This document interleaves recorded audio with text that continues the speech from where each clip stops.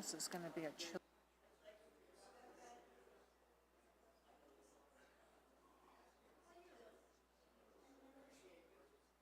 Okay, put your jacket. See if it's raining. Testing. Testing. It's raining? Will you turn it off though? Yeah. I'm here. Yeah.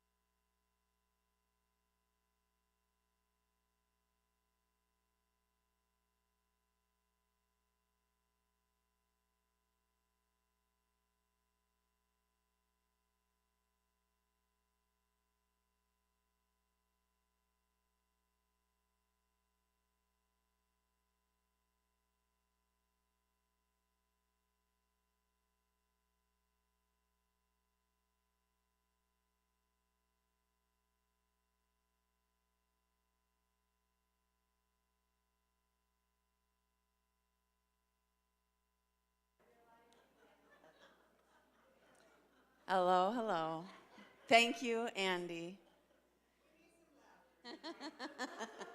I am Maureen French. I am your board president, and I'm also a licensed practitioner here. And welcome to our annual meeting, where we are going to talk about all the wonderful things in our 2023 year and talk about things going forward into our 2024 year. But first, we're going to say prayer, which is one of the most important things. So let's go ahead and get centered. Taking a deep breath, feeling your feet on the ground, feeling the pull of the earth that sustains us, that provides us with all that we need. Feeling the warmth of the sunshine today, the cool breeze blowing through our courtyard, our full tummies, as we are ready to come together as community to talk about what has gone before us and what is to come into our future, and to bless the presence right here and right now, to look around and to see all the loving hearts and open minds as we come together as community to make this place the best place to be, our spiritual home. I bless this time together. I bless each and every person in service that is here today to express themselves and how they show up as spirit in their places of service. I give great thanks for them. Blessing this time, blessing each and every one of us as we ask the questions that have been on our hearts. We hear the answers. We're open to what is the greatest yet to be of Oakland Center for Spiritual Living. And so it is. Okay, so we are going to cover, let's see. Oh, can I get next slide, please?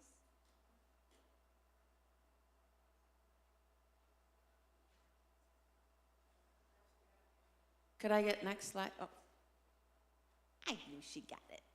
All right, so we're gonna do 2023. We're gonna do financials, make sure that we have our brains all intact at the beginning of the meeting to talk about that good stuff. We're gonna look at the different groups, ministries, and committees in our beloved center. And then we're gonna talk about in remembrance, memoriam, of those that have transitioned. We're going to have Q&A. We're going to recognize the new board members and then bless the outgoing board members, and then we'll have our ending benediction. Okay. Passing it over to Reverend Sunshine.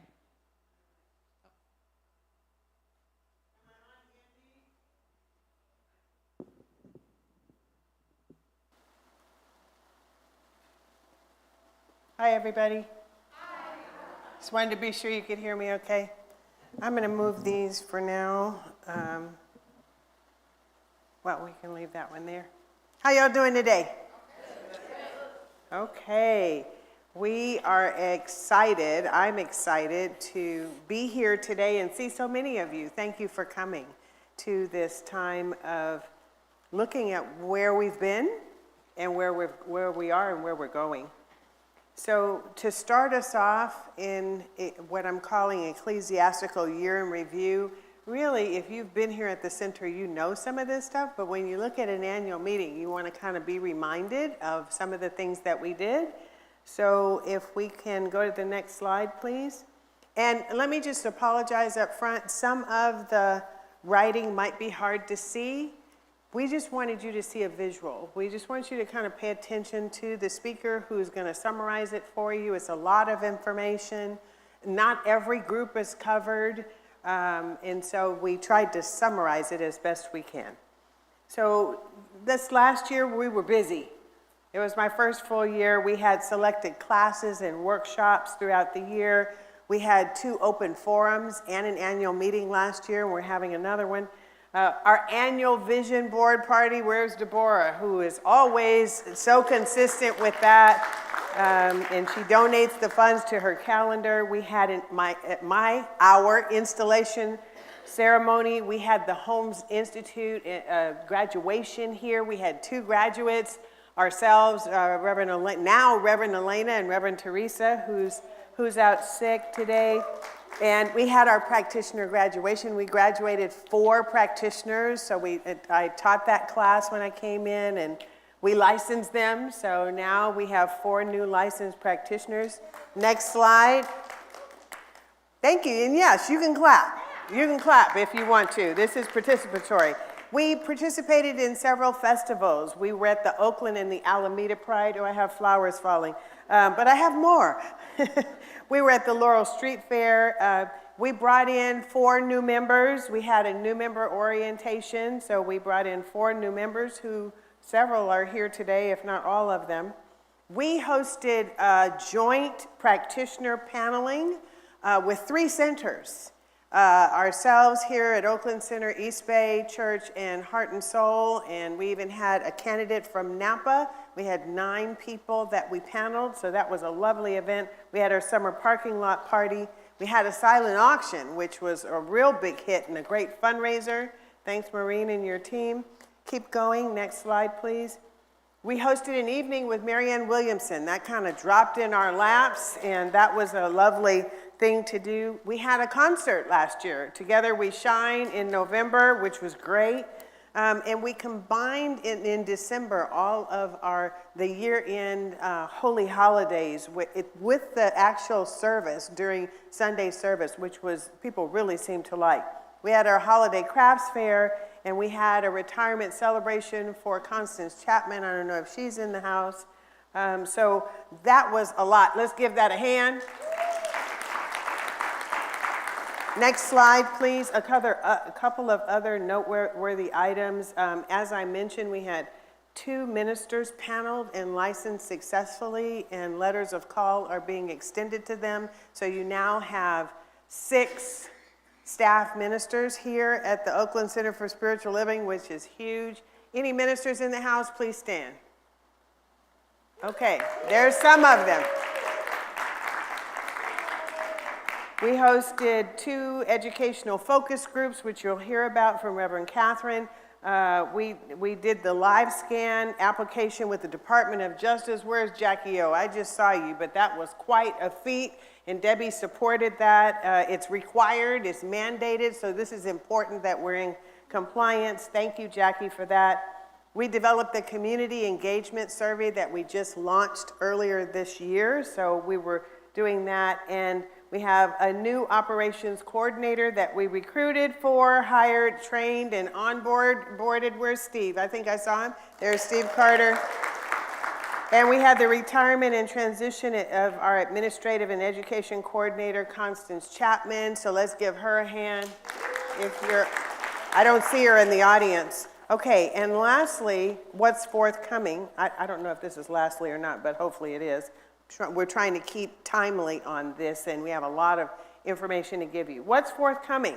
This is kind of my idea, and I'd love for us to sit down and put a calendar together of what we're going to do. We're already in April, so you know we're not behind the curve. I don't want to say that, but I'd like to get in the habit of trying to do an annual calendar so we at least kind of know some of the things that are going on. I'd like to do community visioning. I want to do some recognition events. We have one scheduled on June 30th where I'll be acknowledging the ecclesiastical team, which is the ministers and the practitioners. Let me pause and say, any practitioners in the house, please stand. Look at your practitioners.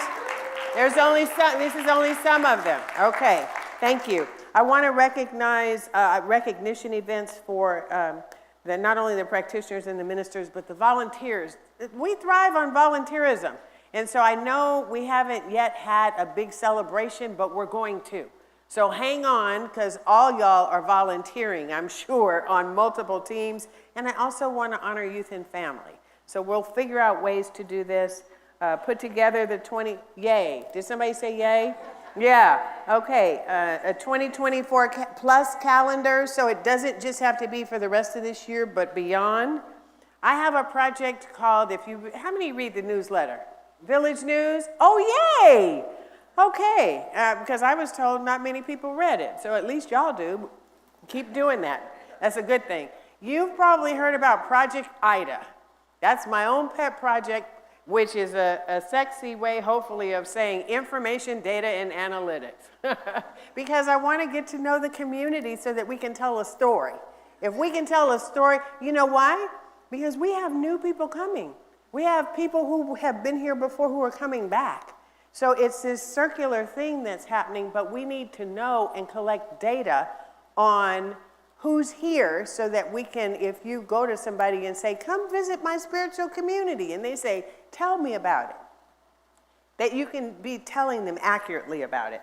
So that's Project Ida, which you'll hear more about. And also I'd like to, what I'm saying is transform the front of the house. What do I mean by that? When people come through our doors, we want to greet them, which we do. We want to say hello to them, but we also want to collect data.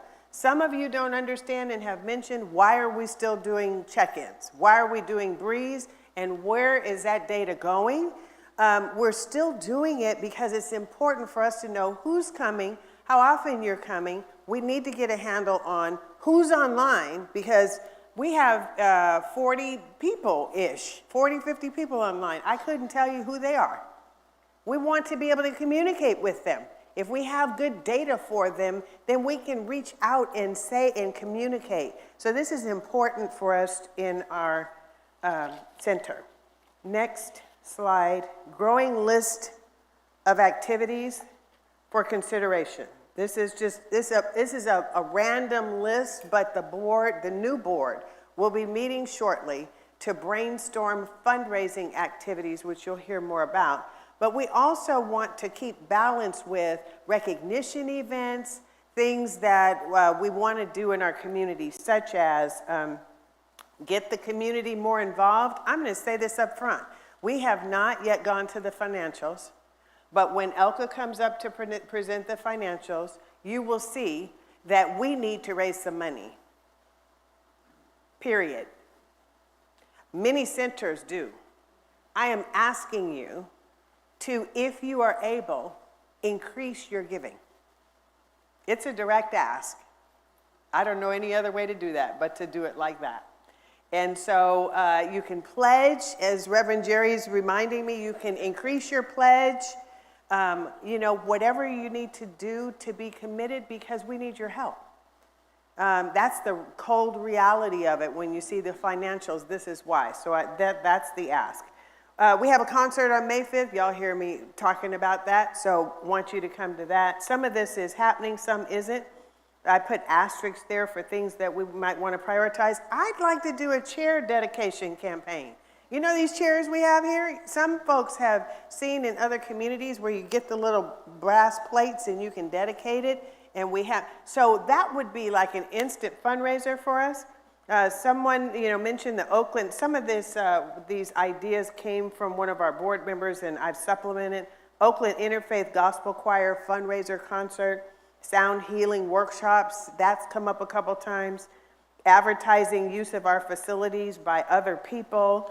Next slide, please. Host a panel of ministers and leaders. These are ideas. Ministers and leaders to speak at our center. Someone suggested that we do an art show or an art showcase because we have a lot of talent here. A yard sale. Apparently we've done yard sales very well in the past, so I'm talking to those people. Do another silent auction, whether online and or in person. Another holiday crafts bazaar. The annual vision board party. Some of these are already done. Assess ideas on the community engagement survey. Y'all gave ideas. How many people filled out the survey? Let me just see. Quite a few of you. Thank you so much. So we will engage some of those ideas. We can't do it all, because last year we had to kind of monitor activities because people were tired. There's been few volunteers holding up the bulk of the center. So what I'm asking again, directly, if you're not volunteering now, please do. Come ask, what can I do? Because it's a small group of people who do things over and over and over, and we want to get more people involved. Next slide. Host a series of speakers. This is someone that gave this idea. There's a whole bunch of different speakers here that I'm not going to even go through, but you get the idea. The thing about this is we need to cultivate these speakers through relationship. Otherwise, we're cold calling these people. So rather than cold call Gary Zukoff to come speak at a center he's never heard of, we have to find who knows him and how we can cultivate that. Let me see if I have, and so you get the idea. We're going to be asking you for more ideas. I'm sure y'all have, how many of you have an idea that wasn't up on the slide? Hands? Okay, a couple people. So write to me. Write to Maureen. She can pass it. I'm going to use you as board president as long as I can. And so, I'm at revsunshine@oaklandcsl.org. Tell me your ideas. And then we can pool them together and then see how we can put them forth. Okay, who's next?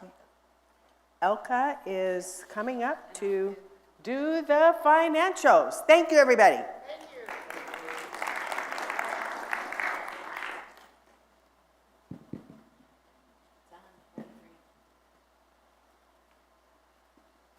Hello, everyone. I'm Elke Moritz, and most of you know me.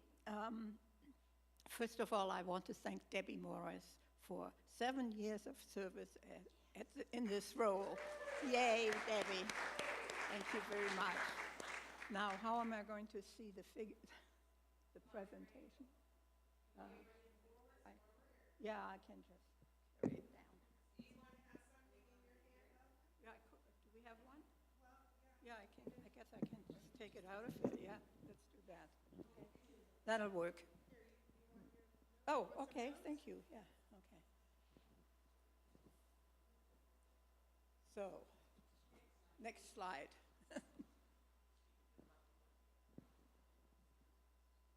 Thank you.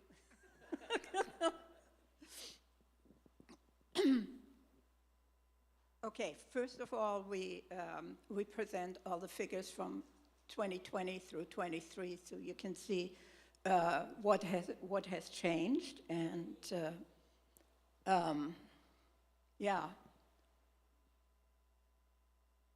our total income has increased a little bit this year, which is really good. But then when you want to look at the notes down in the purple under the white box, some of the income was from the government grants that we got and the tax claim. So that isn't really earned income. That's a gift from the heavens. So let's be grateful for that. The total expenses have increased. And part of those total expenses are our personnel expenses, which are almost half of the total expenses, which is pretty normal for this kind of operation because it takes a lot of people, a lot of staff, paid staff, unpaid staff, to put forth our Sunday services and all the other services that are being presented. This is the 2023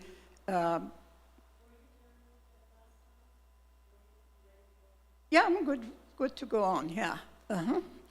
This is the 2023 analysis of expenses, and it just breaks it down by categories a little bit. So that's pretty much it. You can read what's on there. If you have any questions, please ask, after the presentation perhaps, or you can email me. So, next slide.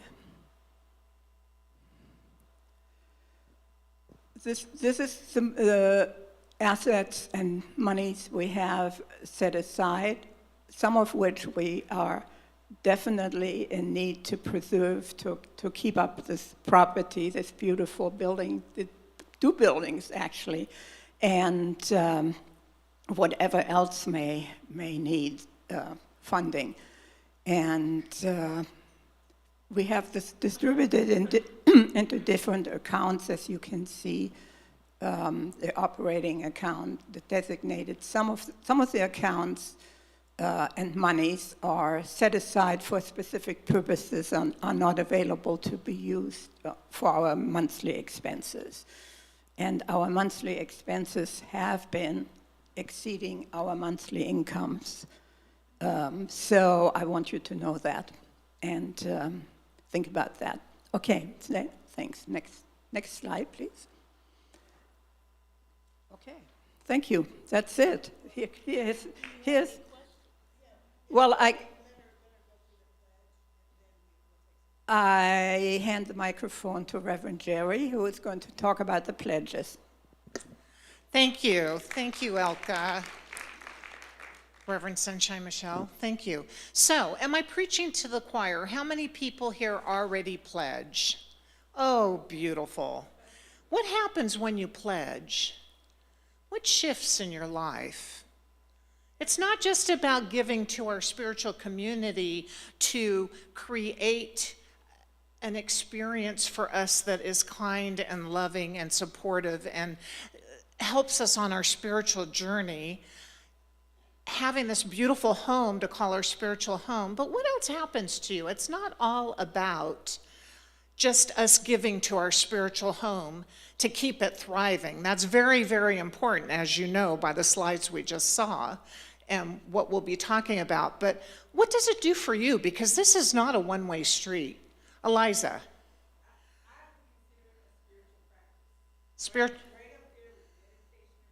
Meditation, prayer. Givingness is a spiritual practice. Would you all agree? Yeah. Any other comments on that? Okay, think about it though, because it's pretty powerful. Oh, okay. Deborah.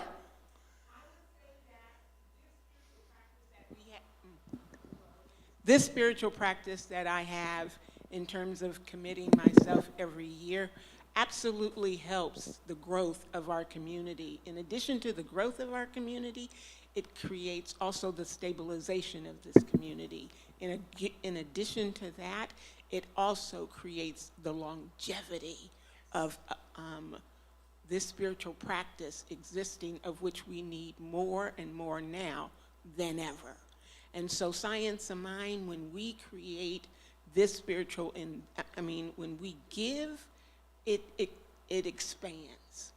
And so that's why I give so much to this community, because I want it to forever and ever expand.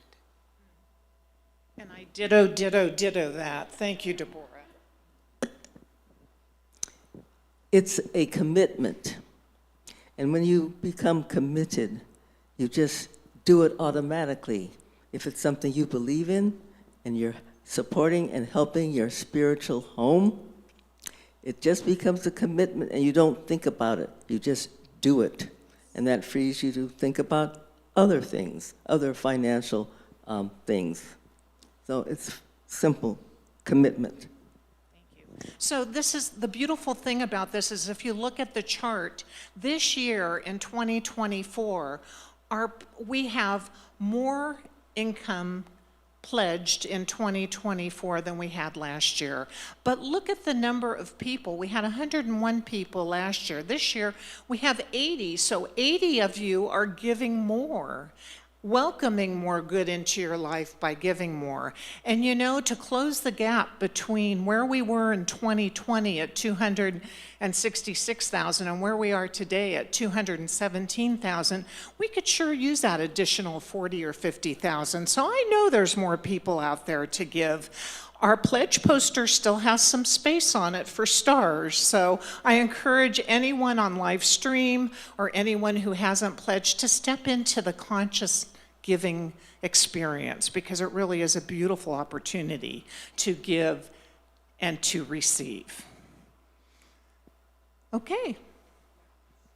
Oh, yeah, sure, quickly. Okay, just the other law I take into consideration when I give is the law of circulation.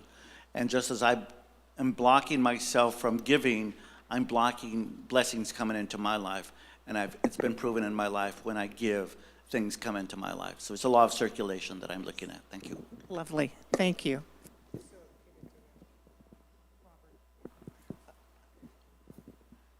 I on? Yeah, you're on now. Tell them why you're on and what you're doing. I'm going to use the mic stand The roaming mic. because I have notes that I have to hold. This is still the financials we're talking about. Hello. Hi, I'm Robert Leeds. Is the slide up? Yes. So we were asked, several of us, by the board to be a little finance committee, to sort of have another set of eyes to look at the finances. And so myself, Larry Wyman, Judith Roberts, and Elka was our liaison from the board. And we were tasked with basically supporting and improving OCSL's financial picture by making some recommendations. And those recommendations had to do with reviewing the total assets that we have and establishing kind of a cutoff of where we don't want to go below, and also to have a date attached to that, which I'll talk more about towards the end. To examine our spending and to suggest areas to cut back, and to suggest areas where spending money to make money makes sense. And so part of this too is just I want you to know that there's a serious group of people that take seriously their fiduciary responsibility to the center.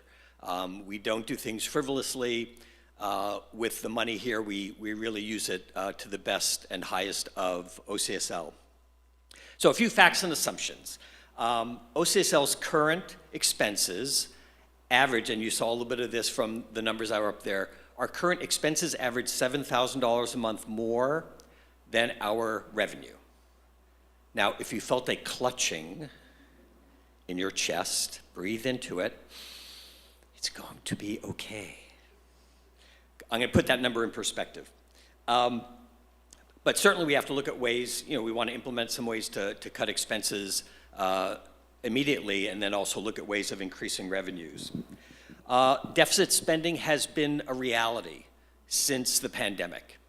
And it's not just OCSL, it's OCSL, it's CSLs across the country. Some have closed, some have combined into one center out of several.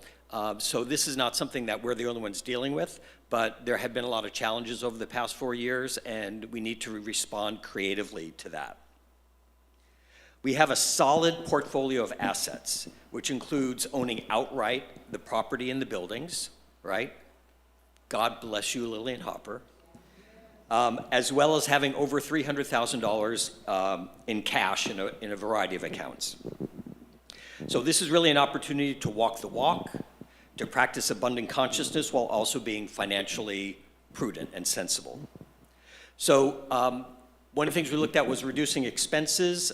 Just a couple of quick things. Like we had a cell phone. We were spending $800 a year. We weren't using it. Canceled. Our waste removal, we were spending over $10,000 a year on the waste removal. We looked at some ways of cutting back. After some discussion, it was decided not to reduce our dumpsters too much in size because we do use them for special events and things, but we were able to get a discount from the waste management people.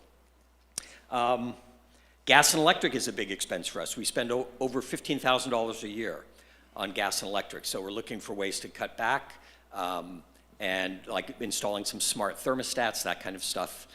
So the facilities people are working on that. We have a large copier that we're spending over $6,000 a year for. Unfortunately, we did that with like a lease over like 6 years or something, so it's hard to reduce that, but we're looking at maybe having some discussions with the people that we lease that from so we can reduce those costs. There are some areas that we looked at that we thought it was important not to cut back because it has to do with the experience that people have when they come here. Like we have janitorial service, we have a landscaping service, we pay very reasonable fees for that, and we know that that impacts people's experience when they come here, so we don't want to reduce that. Same thing with music. How much is music a part of our Sunday experience? So we don't want our Sunday experience to suffer by cutting back on music. And food. I was in there at lunch today and I was like, this is what it was like before the pandemic. Didn't it feel good? So having more lunches, that kind of thing, building that sense of community is really important. So those are some things that we don't want to cut back on. Then we have increasing revenue. I'm not going to go into a lot of detail. Reverend Sunshine Michelle mentioned a whole bunch of ideas at the beginning. And those ideas, to implement those ideas, we need you. Volunteering is really the life's blood of any center like this. And right now, we've always had a core group of volunteers. You got 10% of the people doing 90% of the work. We want to try to expand that, invite you into that process, because just like donating financially, volunteering your time is something that it will come back to you in more ways than you can count. Attendance and membership. So ultimately, increasing attendance and membership is the foundation of our long-term financial health. We're in an interesting position here in the East Bay because we have people have several new age or new thought communities to choose from. And but here's the thing to keep in mind. Alameda County, something like 1.65 million people. Oakland, 433,000 people. So there are people out there that want what we offer. And it's just a matter of reaching them. And I know that there's going to be some discussion of marketing later on. So, if we increased our membership by 100 people, we'd be where we want to be. Let's see, moving on. Increasing donations, Reverend Jerry was just talking about that a bit. And again, to put that number into perspective, what I was saying earlier, right now, let me back up a step. So we got some government grants during the pandemic that cut our deficit in half. Now those government grants have ended. So we've got, we're about $80,000 a year short. But that $80,000 could be made up, just if everybody who pledged for this year increased their pledge by 10%, that would get rid of 25% of our deficit. If we brought in another 50 members, that would probably completely eliminate our deficit. So it's not as far away as you think. Rolling along. Education has been interesting. We used to make, some decent money from education, and then along came the pandemic and everything went online, and now people, go wherever they want to go to take classes and that kind of thing. There's actually a lot of interesting things going on at the CSL level. The Holmes Institute is rewriting a lot of the classwork, so updating it. If you've ever tried to read the Science of Mind textbook. It's like reading the King James Version of the Bible, right? So they're working to not to rewrite that book, but I mean to change the educational material so that it's more relevant to people. So we'll hear more about education, facilities. This is a fantastic facility.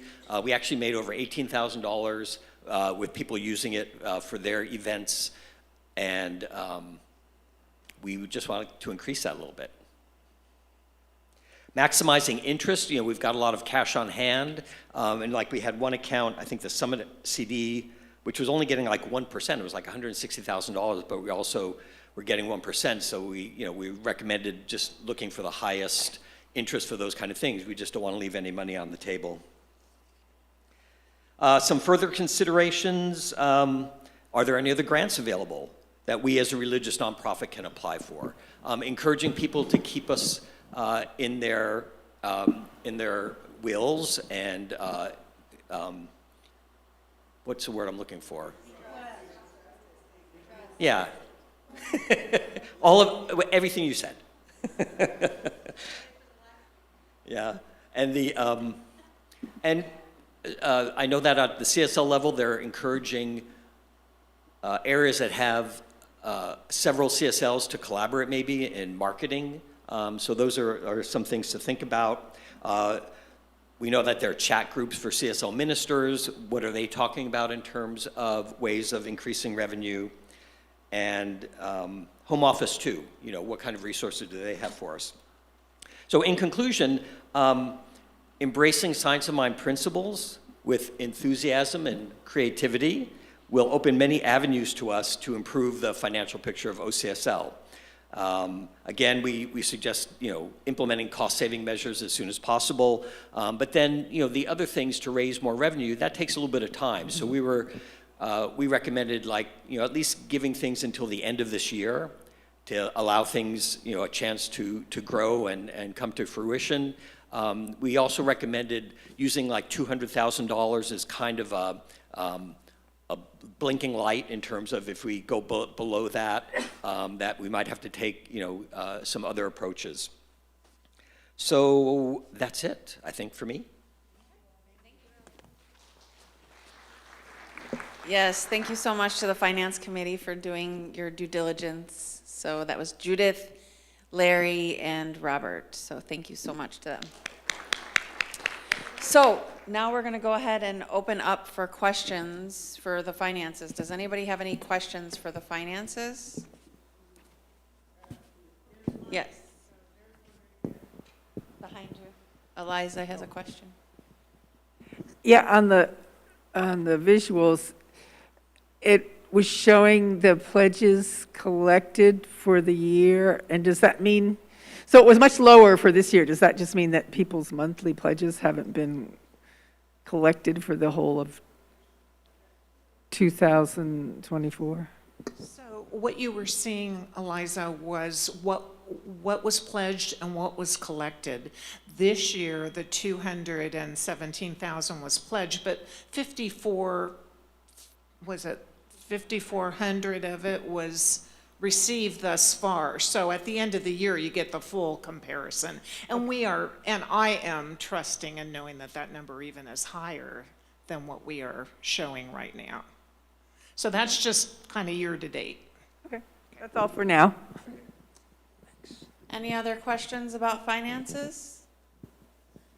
I was just wondering if, given the high interest rate environment, that that cash is being put into, CDs or other short-term investments that could be quite higher in revenue Yeah, than Sanford? than cash accounts. Sure. We just mentioned one of the accounts, which was the CD that's actually being moved, but the dollars that are in our self-help branch that's there is actually getting 4.01%, 4.07%. So, and that's not even in a CD, that's in a money market. So we've been looking at the high interest rates you've been experiencing happened over the past 16 months. So it kind of drove up and then started to have a lag on the CDs and stuff like that. So when you get caught like that, when you go to think about moving the money right away, you have to think about also the interest, the penalties associated with moving things like that. So all those things have been taken into account, but we are looking at other ways of having a more liquid approach without necessarily getting into investments right now. I think that's going to be the choice of the following board that comes up with some of the other ideas, but all of those things have been taken into account. Sure. Thank you, Sanford. Any other questions about finances? Okay, I'm going to go ahead and pass it on to Susan Brecker about facilities. Yeah.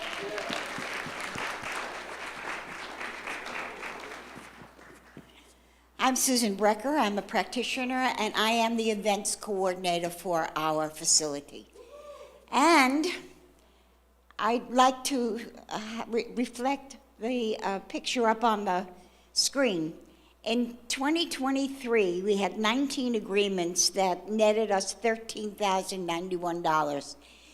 It was a really interesting year because it was the year where people started to plan parties, started to plan gatherings, and came to us to host them.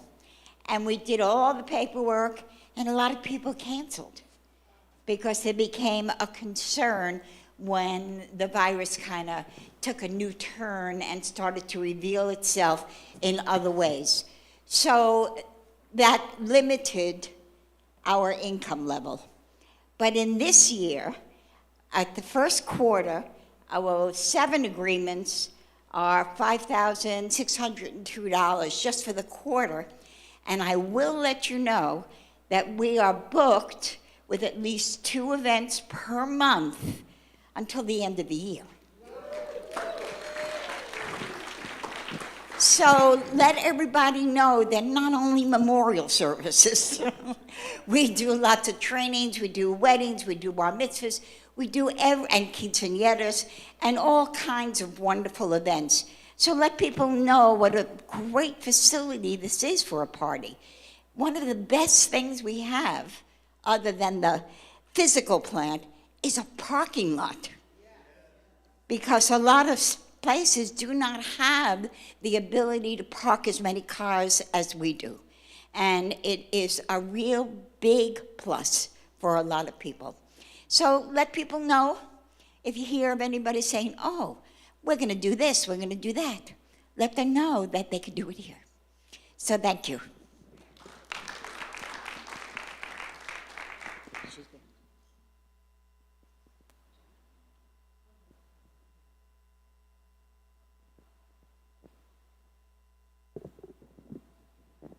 Andy? Okay, thank you.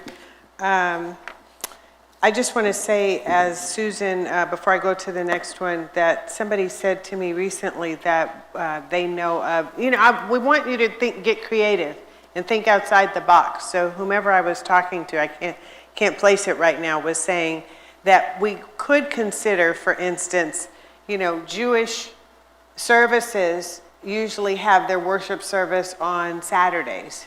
And we know people who, like Agape Bay Area rents from a Jewish facility, so it's flipped, that we could perhaps do that. The challenge with that could be that we would limit the variety of events that Susan just talked about. So it's good for us to get these ideas out and then think through if it's right for us or not, right? So we really want to continue to think of that. Now I'm going to narrate this part by calling several people up because this gets into you saw on the agenda, the ministries, the groups, the committees. This is the heartbeat of the church.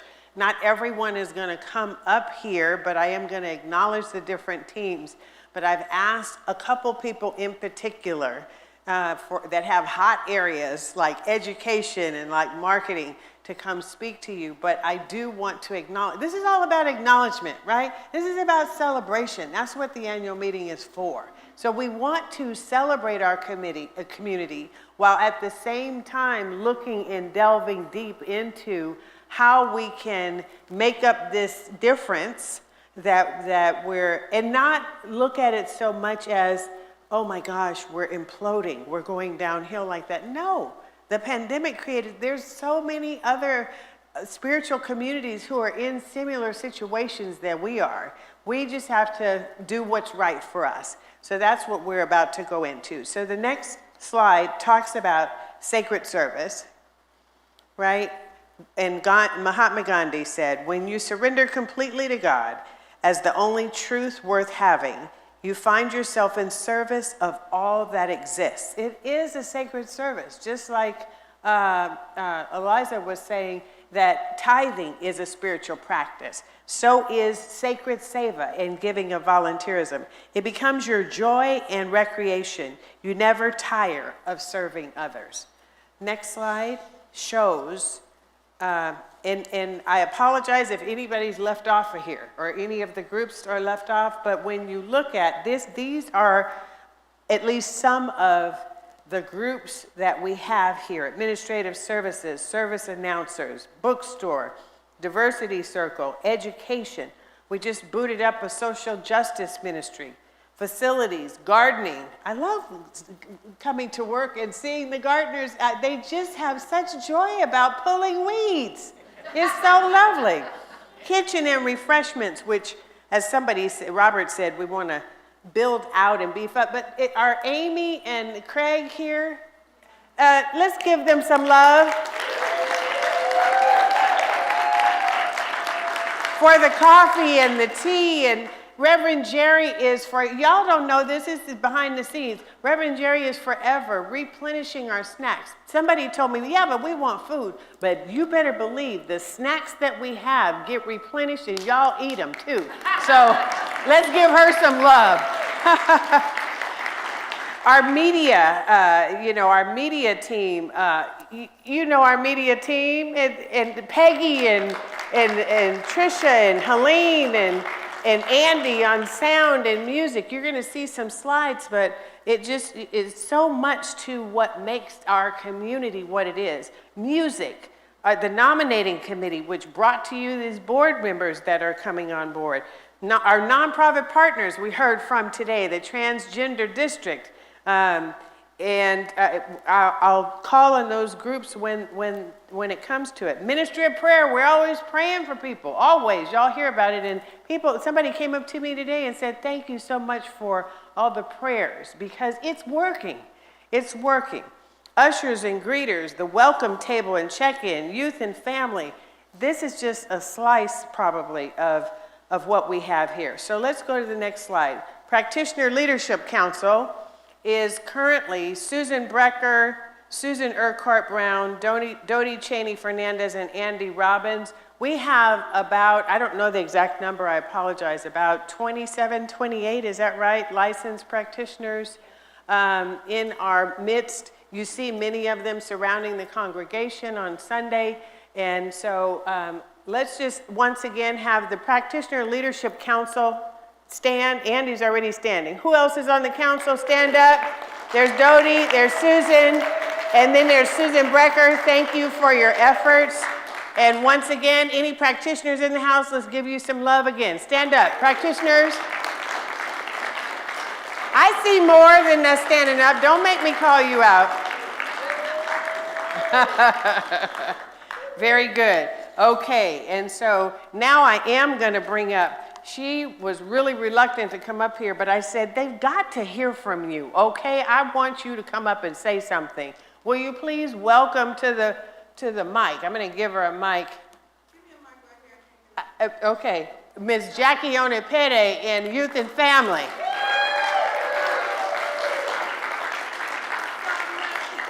Wait a minute before you speak. Thank you so much. I thought I was at the end.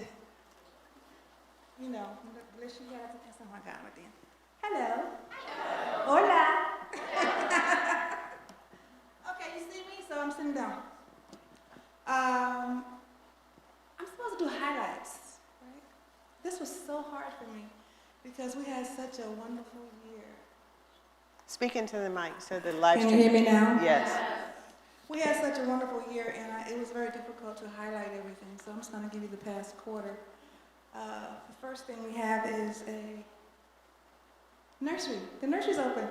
These are the volunteers, Thomas, Dow, and Linda, and an intern or two, and someone else is coming through. So every Sunday now we're open. Jackie, can we just have them stand? Are Dow, Thomas, or Linda, are you in the house? There's Dow in the background. She's also our bookkeeper, and Linda does the bookstore, so they're doing double duty. Thank you. Okay, I got 5 minutes? How many Yes, got left? yes. 4? Okay, next. And we have, the Busy Bees are now fully facilitated. For 2 years, Diane did that alone, and now we have Maureen and Liza. We have Miss Shirley Ann and Doug Myers, who's also doubling as our chaplain. So every Sunday, and maybe on days that we're not open, supposedly, there's always a different activity that the kids can bring home to you. You guys can stand up. Yes. Let's have them stand. If they're in the house, there's Liza standing. Here's Maureen. Liza's here. Doug left. Is Diane here? Diane Okay, left. Dan was here earlier. Thank you. And next we have the Teens of New Thought. That's their name. And the great thing that has happened with them is today that they launched their... Next slide, please. Oh, it's right there. Oh, the Go ahead. teens? The Teens of New Thought. There's 6. 5 that are usually active and 1 that is long distance. And what they want you to know is today they are going out more into community. They want to establish a teen network. Next week they're going to go to East Bay to support them about our teaching. And today they launched their Zoom, their hybrid, to anyone who can't come. They can come in through the Zoom, and they put it out through their chats. So that'll bring in new teens that maybe don't want to come to deal with any kind of spirituality or want anybody to know that they're doing that, so that they can come in to their chat rooms on the Zoom accounts now. There are 2 moderators that are handling it, and I'm just going to stand back and let them handle it because they said they can self-facilitate now. They don't need me to hang out. And they would talk more if I'm not hovering around, and that's what we want them to do. So next week they will be at East Bay with Cynthia Chang, and maybe at the end of the month the youth summit with Alameda County. Yeah, they're ready to go out. They had 3 questions that they had to answer, and they did very well on it. One of them was, what does that mean, a world that works for everyone? And are you comfortable in telling them about our philosophy, if someone came through, and if they understand the nature of snacks? That's a big one, because it's fellowship. So they did. Okay, next. I got 2 minutes. Yes. Well, it's your loss. Okay, we have the scholarship fund. And we established a GoFundMe. It's doing pretty good. It helps to support our finances for summer camp that is coming up in July. We have gathered enough funds to scholar 3 for registration that's coming up, and that's like $600 a piece. That was something that they thought of because they don't want to do bake sales and other stuff, so they thought about that. Just pay into it. Okay, next is summer camp. No. Is that it? That's it. Okay. So what is not there is the Department of Justice. Thank you, Debbie, for being our custodian of record. We are now sanctioned by the Department of Justice and the FBI to fully and to care for the innocents, which are the youth that are 18 and under, and the geriatrics, because they're usually there's a question sometimes with that. So if you're interested and you're not running from the FBI, you would like to be a part of our ministry, give me a call. I got some other stuff, but that's okay. Just call me. Or just get a card off the board there. I'm the one in the Spider-Man. Let's give Jackie O some love.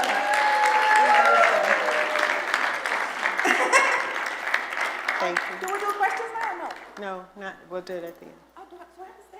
Yes. Please. Are you trying to leave? Does anyone have any questions for Jackie? Okay, yes. I have one question. Hang on. My daughter grew up here in religious science, and one of the greatest things that she had, one of the greatest things that she loved was camp. And she got so much more out of camp than she said during going every Sunday. And so I'm looking at the donate here on the screen that says the GoFundMe. Is that advertised anywhere else, Jackie, except on this particular slide? Can you, hang on, Jackie, please give her the mic and let her answer. GoFundMe is on Facebook. And But for us. yeah. Is it on the website? Well, that was what I wanted to share. I have a problem with the website. That is my only issue that I have.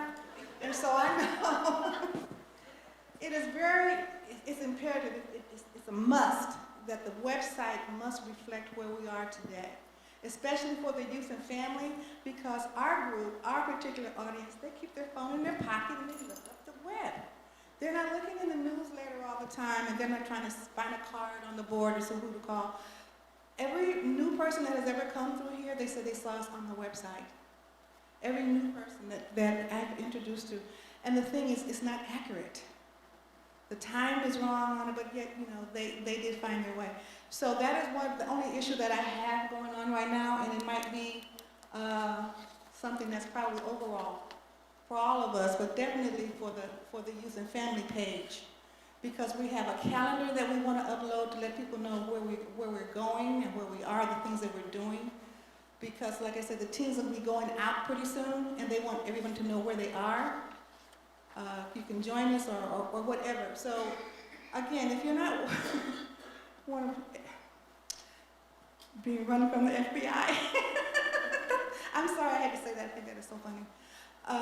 Please give me a call, and maybe you can help us. Either fix it or repair or update or whatever the whole web page, but definitely our page. I'm just going to speak for us because we need it. It tells information about donating, information about camp and all the links and the things that we're doing. You want to see the history behind the people that are seeing your children. You want to know, people want to know who's watching my children, who's being with my children. All that's on the website. If I can interject, that has been raised, and we are integrating it into the workflow that is overflowing in this center. So thank you very much, Jackie, for that. We have one more question, and we really want, if you can hold your question, that'd be great. Is it about youth and family? Because we need to move on. Okay, thank you. I just wanted to piggyback on what Deborah said, because I thought you were going in that direction, but you didn't. Is there any way that we have a list of the previous teens who are now young adults working, who might be wanting to donate to this? If we have their emails, we can reach out and send them, or these teens could send them a message, because I'm sure, well, I'm not sure, but I think my son would donate. He loved camp. Oh, is that for me? Or is it general? Yes, I I maintain a connection with all the young adults. I follow them on Instagram and all those other things, and they've been busy. Oh, that's what they wanted you to know. I'm sorry. The young adults sent me a message that they do meet after on certain occasions, wherever they are, but they haven't been together as much as they would like. They will do more so in the summertime because they're busy. They work and they have jobs and other things. They wanted me to surely tell you that, and I forgot. I'm sorry. Yeah. Don't forget them. Just keep the light on. Well, I had one of our young adults, he may not be involved with the young adults you're talking about, but I had Jordan Dabney speak up here. So, I'm trying to find ways to integrate. Stay tuned. 2 weeks from now, I have 2 young people that are I con them into reciting a poem at the service. So we're going to stay engaged. And little Stanford served us today. Uh-huh. From over there. Yes. She said little Sanford, he's not little anymore, but the younger Sanford served today. Yes, Miss Lita. Approximately how much does it cost to sponsor one child? $600. Thank you. Thank you so much. Thank you, Jackie O. We appreciate you and Diane and everyone who serves our youth. And now we are going to shift to education, and Reverend Catherine Sox is going to lead that effort. Reverend Jerry is going to support her if needed. And we have 10 minutes for this, yes. Wow, 10. Oh, no, I'm okay. You can do less. Do you need more? No, I'm fine. Thank You want to stand at the podium here? you. Yeah, I think I'll do that because it's hard to keep my notes together with one hand. Yeah. Thanks. All right. Here, you want I don't to know use if that instead? Give me this. God. Okay, now we have, there, hi, thanks, Andy. I don't know how many of y'all know that United Church of Religious Science, or OCSL, CSL, we started as a teaching order. We didn't start with churches and ministers. We started with discussion groups, talks, classes, and it grew like crazy from there. And so all these years that we've been together, lifelong learning, ongoing teaching and practice of spiritual principles, ideas, has been a major part of who we are. And then it changed. The pandemic hit, everything shut down. And since we came back, there is no such thing as normal anymore. We didn't come back to that same idea and that same enthusiasm for attending classes and coming together and learning that we used to have. And so we on the education team, Reverend Sunshine, Reverend Jerry, myself, yeah. Doug Myers, Judith Roberts, Robin Olmsted, Suzanne Dubois, Margot Tabbitt, all of us have been really working with the fact that there are 3 things happening that we have to look at. Given all of the technological changes that are happening as a result of what started during the shutdown, we continue to be challenged in conducting hybrid and virtual classes, well, due to inadequate equipment and experience. It ain't easy. It's different. Post-pandemic signups for classes have been flat. It's as if the breath has gone out of this very soulful part of who we are. And it's not just Oakland Center. This is happening at all the CSLs, almost everyone. And I think Reverend Sunshine mentioned that in the home office, they are very aware of all the different new things that are happening, and our whole approach to education has to shift and transform into some new paradigm, and we don't know what it looks like yet, okay? I mean, over the past year, we've had to cancel more classes than we pulled off for lack of signups, right? And as we got together and talked about this, what we knew was we didn't really have any clear understanding of what was happening, what people wanted, or how they wanted it done. So we did some actions. Okay. One, we conducted a technical audit, and we got some consulting help to determine the best options for equipment for Zoom and hybrid classes. And we applied for a grant from the Hefferlin Foundation, which is through our home office, for technology, and we got $3,700 from them, which is wonderful. And based on the audits that we've done and the information we have so far, we need approximately $3,000 more if we are to truly support Zoom and hybrid classes, both in the social hall, which is huge and has its own needs, and in that other room upstairs, which is smaller and can be more intimate, okay? In addition to looking at that, we conducted and I facilitated 2 focus groups in January with members who signed up, and I sent the call out to determine what interests people have. What are the issues? What do you want? What don't you want? What's working and what's not working? And it gave us a lot of really good information.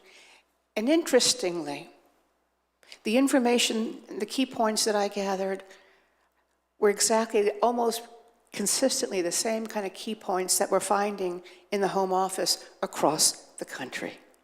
So we are not unique. We are part of this new transformational paradigm. Key focus groups outcomes. Everybody knows this now. Demands on people's time and the overwhelming amount of information arriving via social networks are dampening the desire to attend classes, especially at night. Among all the people I talked to, there really was no agreement on the best time to offer classes because everybody's different. More people work from home now. They have more flexibility, but not as much as you might think. And then they're so tired of looking at a computer anyway. We have all of those things going on. We do know that few people favor those long-term commitments that we always assumed had to happen. The 6, 8, 10-week classes that we took for granted, and that's just the way it went. Okay, that's just not going to work anymore. Home office knows that too. So we're all looking at ways of doing it differently. Surprisingly, most people could not make a clear choice between Zoom or hybrid and coming because they want to be connected, but they want the convenience. And so that push-pull of both of those factors is a key issue. And there's lots of ways we can play with that. We don't have to go all one way or all the other. There was a definite split among the participants in these focus groups between those who favored what I call the Reader's Digest approach to learning with shorter classes and quick and dirty workshops versus those who really preferred a deep dive approach and time to fully explore an idea or a principle or an assumption. Okay. There was a general consensus that people's diverse learning styles need to be more considered and more applied. And again, this is something that home office is recognizing too. We don't want to always just sit in a chair in a circle and listen. People want to move, they want to engage, they want to have kinetic learning, they want to have oral learning, they want music, they want dynamic interaction. And you know, in the past, that's not what we really offered an awful lot of, but we can do better, and we fully intend to do that because that's exciting. Now that does take in person, you know, so we're going to be balancing all these interesting things. Ways to communicate and promote our classes. This was big because we'd say, do you know we're offering this? You know, we do this, we do that, and we go, what? How many people read the newsletter? How many people look at the website?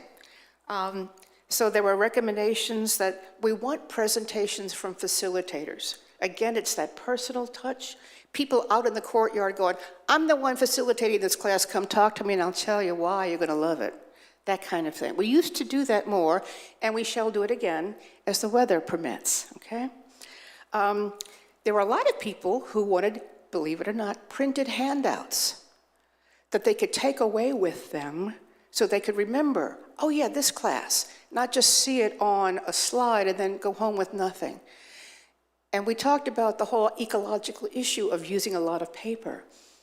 And the response was, hey, it doesn't have to be one sheet of paper for one thing. You can put multiple stuff on there. We can go home and put it on our calendars. You know, so it's something to think about. And another thing, and this is high tech, the idea of using our system, our Breeze system, to push text messages to people who have signed up or who are interested to remind them 2 days left to sign up for X, Y, or Z. Like so many doctor's offices, so many places are doing this now. They send you a push text, and if you don't want it, you can opt out. So we could have both high tech and low tech all going at the same time. Education content. Well, again, there was really no consensus because there were people who wanted different things, something new, something different. Whole things about what does it mean to walk a labyrinth and why is that a spiritual practice?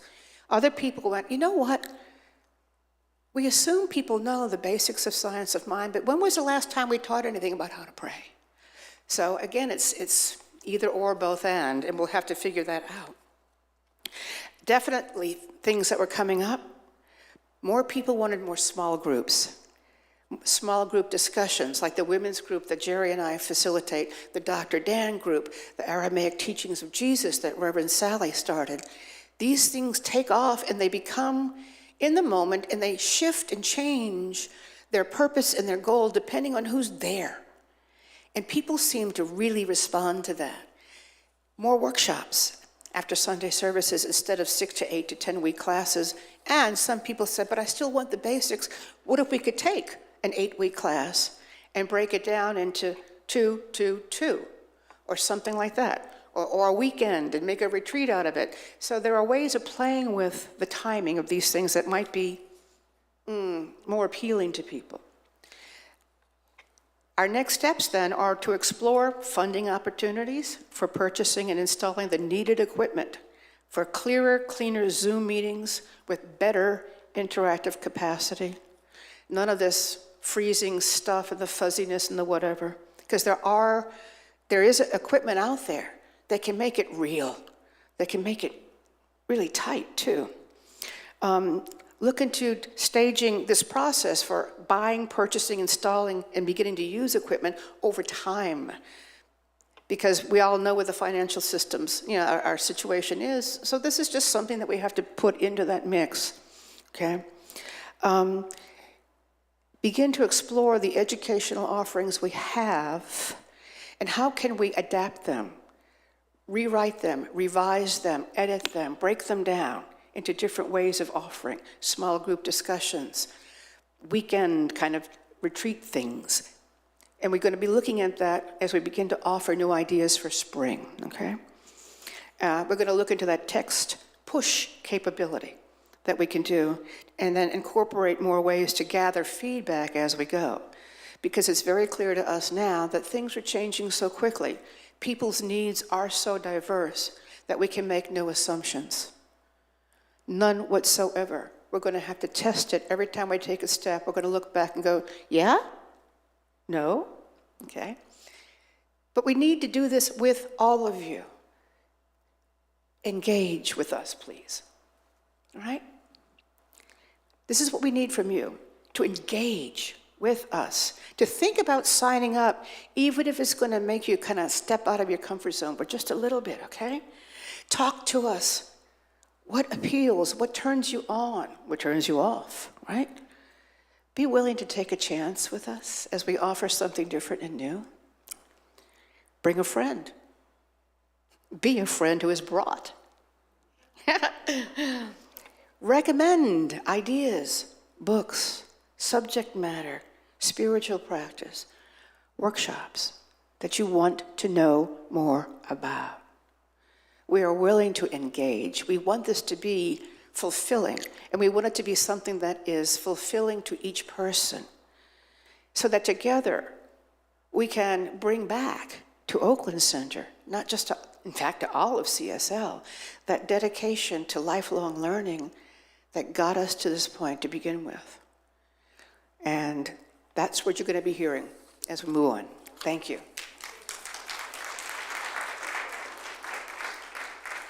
Thank you so much. We have 2 more presentations and then we're going to wind down. So I appreciate your time and attention. Does anybody need to stand up and kind of like stretch or move? Is that a good idea? Yes, let's do that, shall we? Let's just wiggle if you want and stretch and move your feet and, there we go. All right. We're going to keep going. Thank you so much. We have 2 more presentations. One is a brief one. Linda in the bookstore, I've asked her to come forth. She put so much time and dedication into that, and please acknowledge your team when you come up. And after that, we're going to have Reinhard Jolie talk about marketing, which is really key here at the center. Let's welcome Linda Wyman in the bookstore.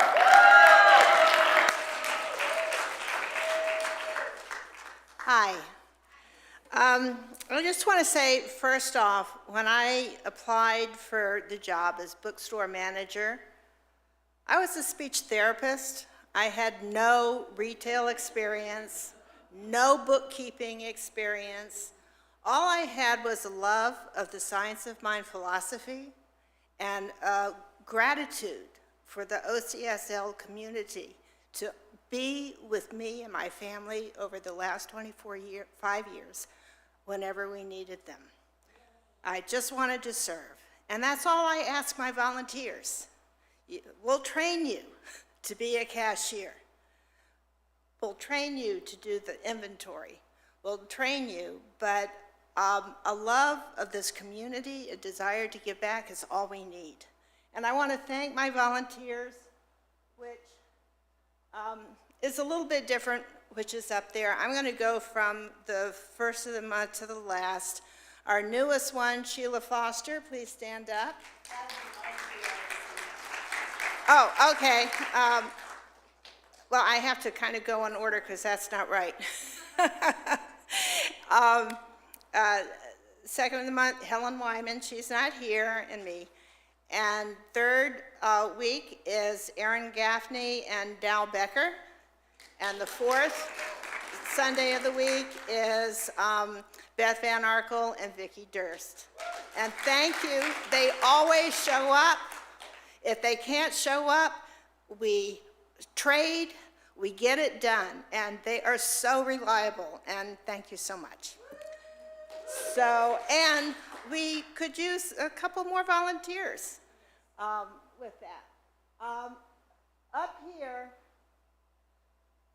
the numbers that you see are what our bookkeeper uses. Our overall gross sales were, $12,000.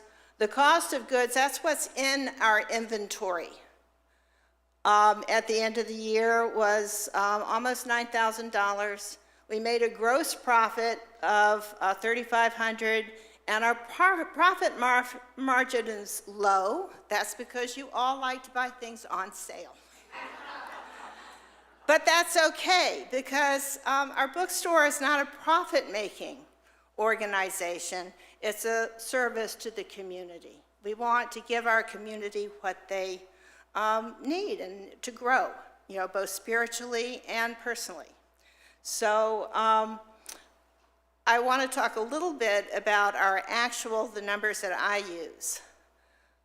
Every month from the gross sales that we have, I add up my purchases of the following month. Then I deduct my purchases from the gross sales. Then I deduct our monthly expenses, which are around $2,000 for bank fees and for our computer program. And then I come to an adjusted gross profit. And that adjusted gross profit, I split with OCSL 50-50. If I don't make a profit, which means I spent more than I earned that month, we just take that out of our bookstore monthly savings account, and OCL doesn't get anything.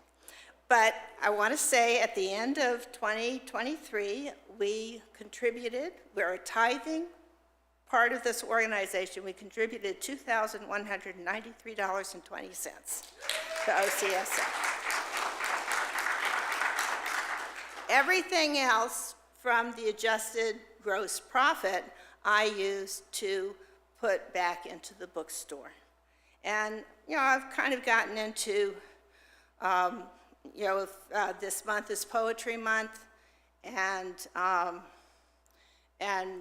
Earth Day. So I kind of make my sales table around that. And I just rearranged the bookshelf now to have on the second shelf, on the left-hand side, which would be there, your left-hand side is going to be World Spiritual Traditions. And that's because Ernest Holmes studied all the world's spiritual traditions to come up with Science of Mind. And Ernest Holmes also, we were always a studying community of people. He wanted us to keep studying, keep growing, keep knowing. So I have that up there on the left side, and then on the right side, I have a social justice collection that's growing. And that's also because Ernest Holmes, from our founding, wanted our churches to be welcoming to all people. And that was at a time in the 1940s where segregation was kind of the norm. And he said, no, we want our church to represent everyone. So those two are very important things. So that shelf, the second shelf, will always be 30% off, because I want you to buy those books. I want you to let me know of books that you would like to have in there. And then on the table will be my monthly kind of things, whatever they are. So the more you buy, the more I can buy, and the more diversity we can get within our bookstore. And I also have a sheet posted now. If you know something that you want, just write it down, and I will get it. Okay? Any questions? Okay. So much. Thank you so much, Linda. She put such, didn't she just do like a Science of Mind class just right there? Thank you, Linda. It takes so much effort, and she really does a good job. Before I call Reinhard up, the next slide I saw in my deck was about music. And so we have a calendar of music that rotates regularly. Y'all know it. Y'all heard Omega Ray today. Kev Choice wasn't here. Amy Levine, who has played for us several times, has been a lovely addition to our family. We should have had her up there. And we have regulars like B. DeVoe and Luke Monfrank and Deb Santa Maria on the fourth Sunday. Deb Santa Maria plays with the Sounds of Joy, which includes Terry Stanley, who's to the right, and Kenneth Cozy Arrington has been on leave and hasn't played with us toward the latter part of the year. But we have stayed kind of scheduled music. One of the things that people are always talking about is having a choir. It's not off the table, but I just wanted to say it in your presence that it's a lot of effort to consider a choir and expense and some other things. It's great, and it's a dynamic that we're talking about. So I just want to, if he's up in the sound booth, Andy is here every Sunday.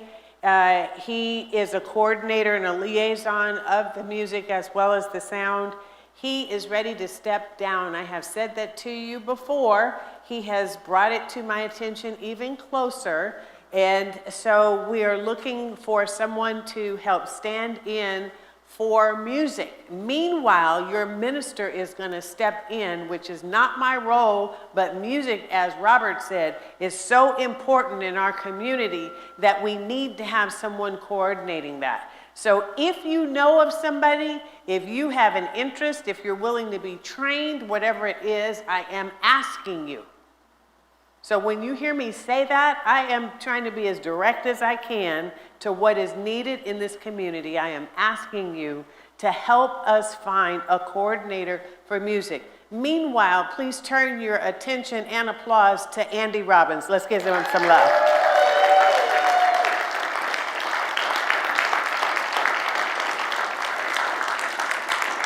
Thank you, Andy, for your years of service. And I will acknowledge you properly and publicly. Oops, I'm standing in front of a monitor when you depart. And with that, I'm going to welcome Reinhard Jolie. Welcome him with me, marketing.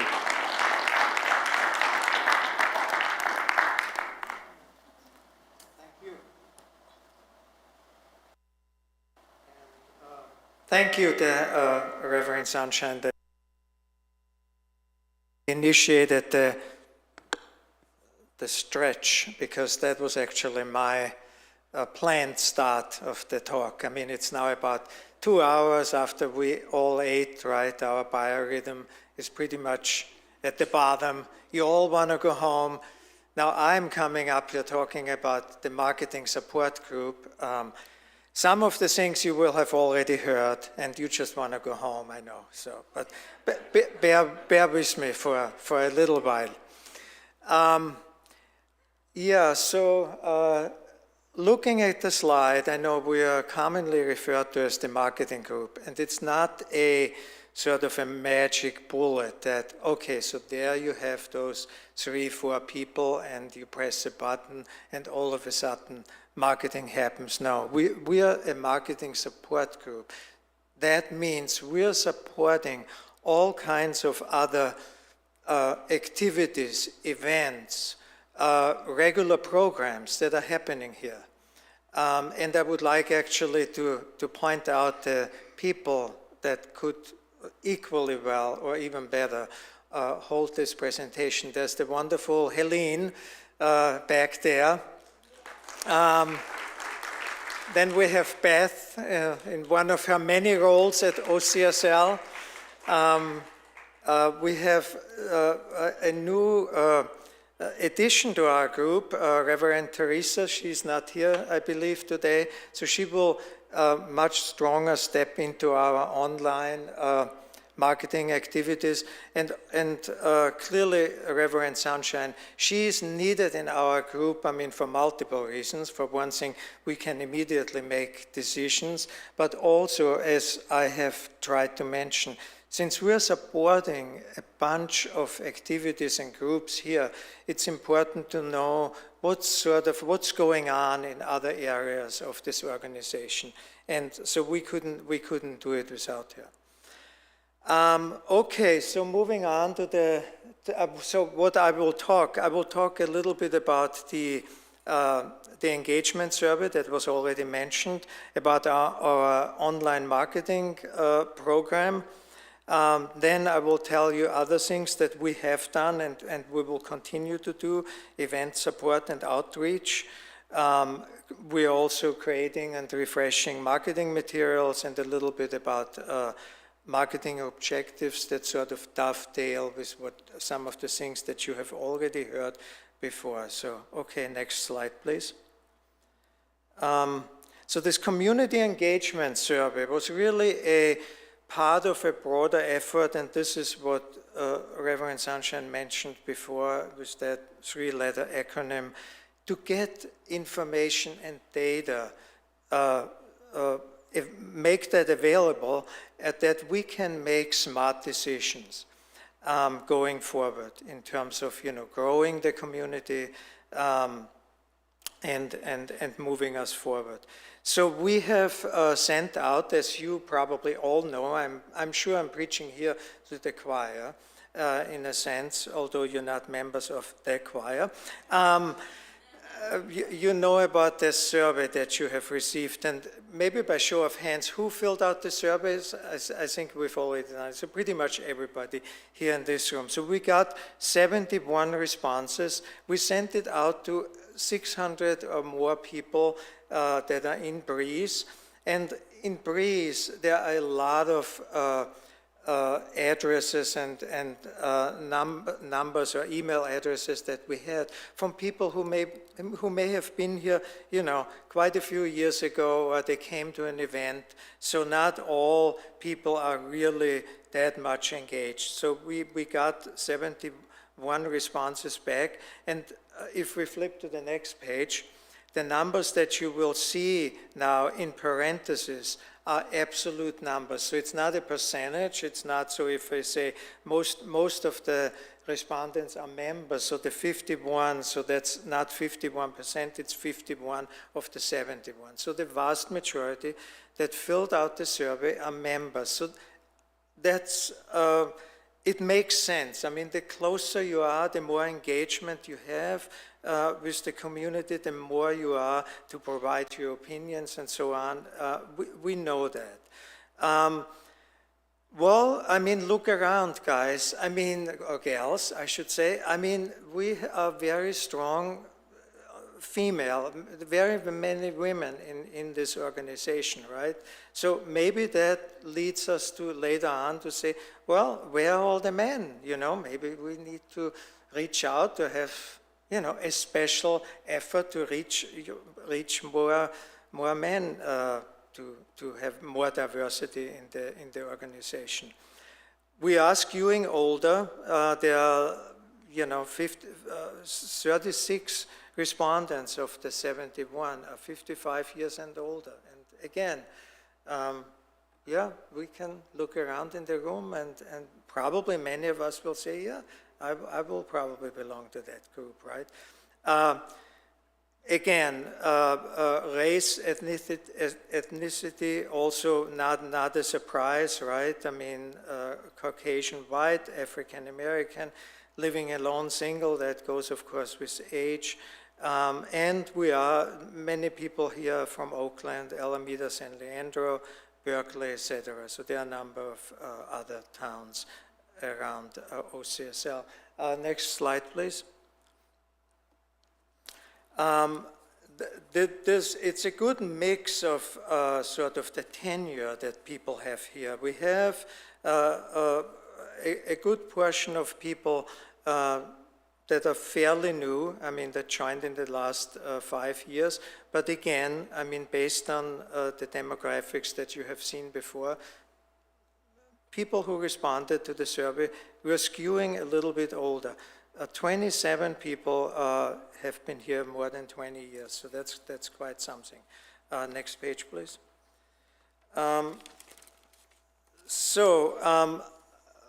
Again, in that same pattern, regular weekly attendance is pretty much the norm here. There's a general wish for more social events. Food, fellowship is important. I'm not going to read from now on everything that's on the slides. It will take too long. We heard it before in when Reverend Catherine talked about education.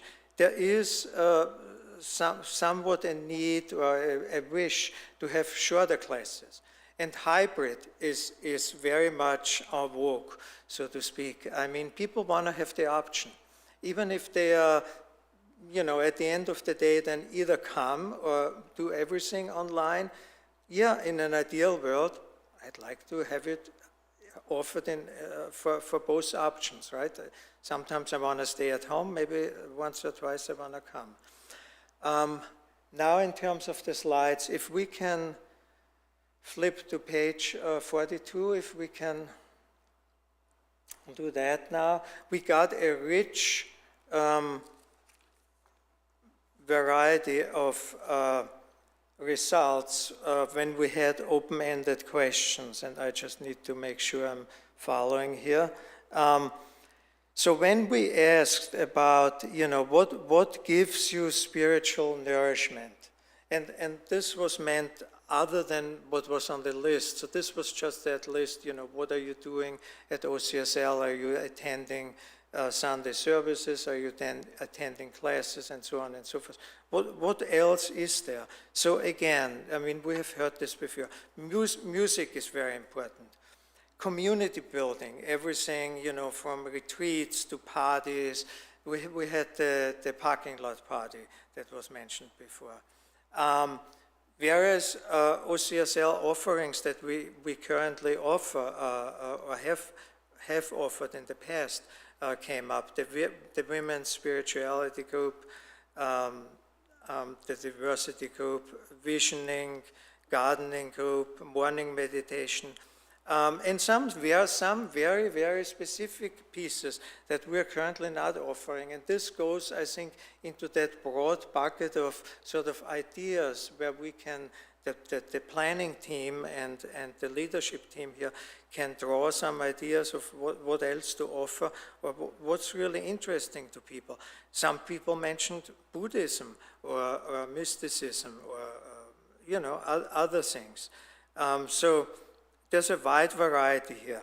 And some comments came up that were primarily it should say not in conjunction for OCSL. So people said, well, for spiritual nourishment, I'll go out in nature. I look at trees, I look at the nature around me, and I listen to an online meditation app like Insight Timer.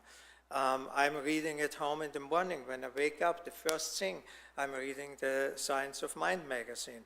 I'm attending a 12-step program and so on and so forth. So there are things, and we need to be aware of that. I mean, people, we cannot be everything for everybody, right? I mean, we are a large part in people's spiritual lives here, but there will always be some areas where people will reach to other organizations or apps or whatever it may be. Okay, next slide, please. When we were asking what specific topics would be interesting to you, and I think this is also interesting for planning purposes going forward, because of the age and so on. Mindful aging was mentioned, in various expressions. So always what you see behind the sort of bolded words were specific mentions, that we got. With, I really, struggle with aging or wisdom in aging, want to know more about retirement. Popular topics that are mentioned, in other areas, law of attraction, releasing fear, tame the monkey mind, and so on and so forth. Some teachers that are very popular, Michael Beckwith, and so on and so forth. But then also on the other side, something to do, connect directly with community, social engagement and community. So what can I do, not just here and do something for my spiritual nourishment. Go out there, help my community where I am, including social justice and so on and so forth. And also end-of-life issues, how to deal with grief, death, shadow work, and so on. So again, all this will go into that bucket of ideas that can be used going forward. Again, next slide. This just follows. I've already mentioned a couple things here, Buddhism, New Thought, and so on. So in the interest of time, Labyrinth, I won't read all this, I'll just move on for now. When we had an open question about, so what would you suggest that the Oakland Center for Spiritual Living can do to improve its offering? A bunch of people said, we love you. So this was like, if this would have been a quantitative survey, this would have had the most sort of checks, if you will. People said, a number of you said, I love OCSL, you do excellent work. Don't just change for changing's sake, and so on. Food, probably not a surprise, right? I mean, people like fellowship events, opportunity for community engagement, I've already mentioned that. Music, was already mentioned, and also choir came up, and a very specific idea in terms of music that came out, I mean, from a few people. It wasn't like that 20 people would say that, but a few people said it very clearly. When we sing songs that are, like our song that we sing sometimes at the very end, and many people know the words, but some people don't, it would be really great if we have those words on the slide. So having the lyrics of the songs on the slide. Might not be so easy to implement, but would be a draw for some people. And also the sort of the recognition that, people know we need more volunteers. It takes a village to move this organization forward. So this was, in a snapshot, the these were the results from the engagement survey. I'll move on now. So now we need to jump back to the other slides. And I'll just grab a cup of water if that's okay.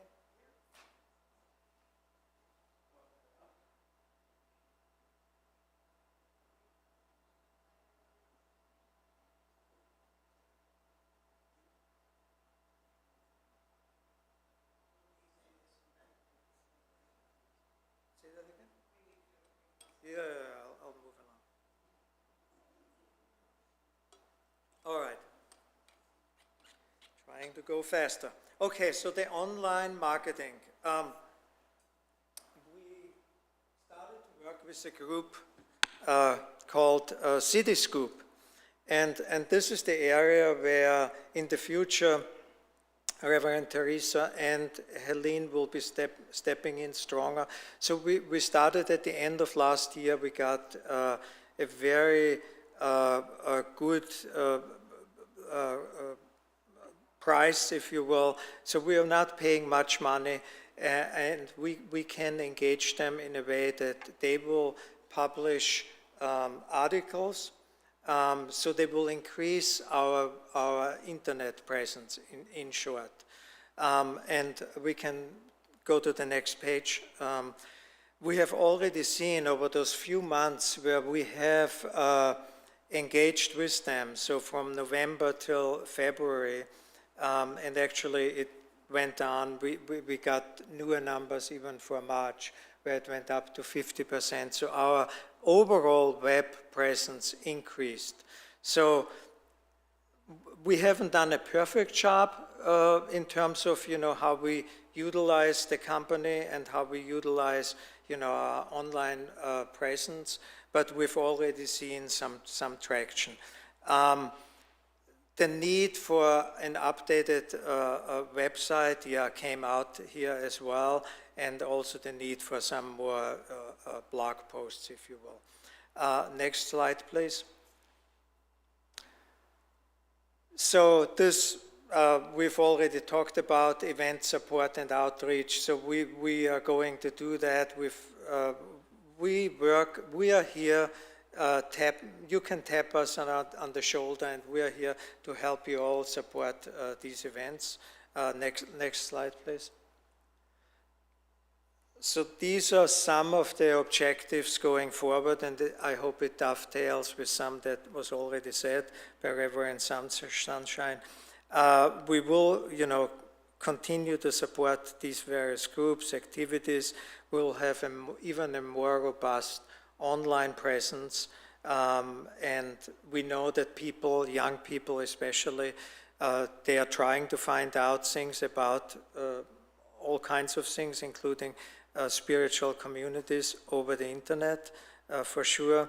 And there is potentially an opportunity in our group to make it, in our community, to make it more diverse, reach out potentially to more men. We need young people, and also in terms of race and ethnicity, there's maybe a broadening that's possible. Thank you.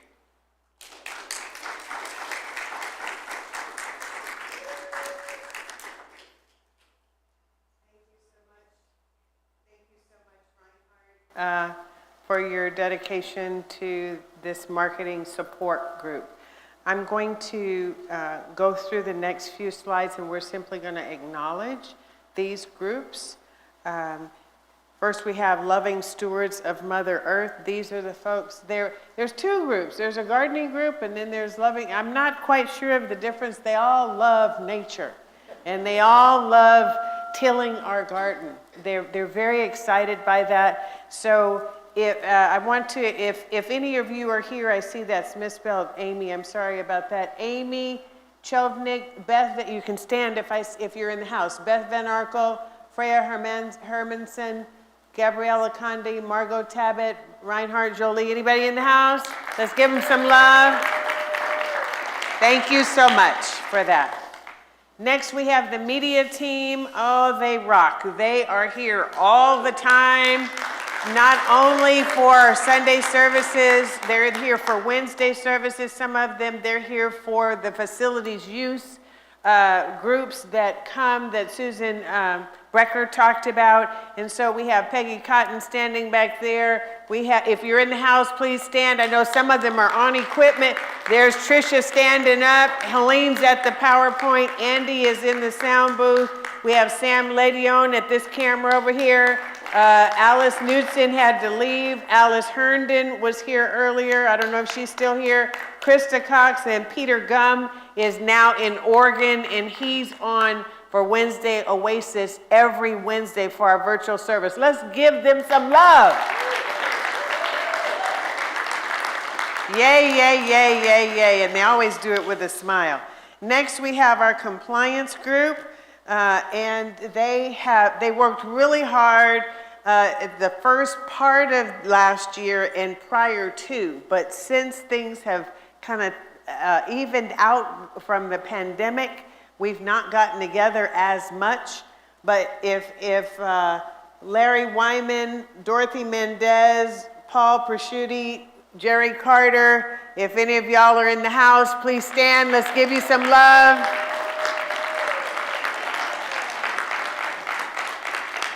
Anytime that we, had to consider, like somebody tested positive for COVID, what do we do? If y'all got notices from us early last year, it was this group that we all huddled together, and it was the same group that decided that masks would become optional, and so we just have had to really negotiate this space, and we're still doing that. Next, we have our nonprofit partner group. For 2023, these are the different ones, agencies that we serve: Jewish Family and Community Services, Abundant Blessings, Impact Justice, 510 Hikers. Y'all nominated them. You see how diverse they are, these agencies. Women Rising Legacy Project, REAP Climate Center, Mankind Project, Women Within International, Intention Creativity Foundation, Muttville, remember them with the elder pups? Covenant House, and Tribe. If you're in the house, Beth Van Arkel, Crystal Fry, Aaron Gaffey, Nikki Royce, let's give them some love. I see you, stand up. Yay. And so I thought I would also have 2024 nonprofit partners. If you didn't know that, in the back of the house, across the wall back there, are all of our nonprofit partners for the year. And so there's lots. We enjoyed one today. And thank you so much for the coordination that takes. Give them some more love. Okay. Our facilities in our grounds, as Finance Committee and Robert Leeds mentioned, is paid for. We are blessed by that. We have to keep the grounds up. And so we got an email from Paul the other day telling us about a situation. But, by the time he wrote the email to some of us, he had the solution and had already contacted somebody else who had already come and look at it. They had costed out the part. It didn't cost very much, we didn't have to replace the thing in the first place. And so, we have an awesome facilities team. We really, really do. And so there were some highlights. This shows the purpose. You can see that. I'm moving quickly because I'm watching the time. This shows the highlights. The bottom line on the highlights from last year, we didn't have anything major. That's a good thing.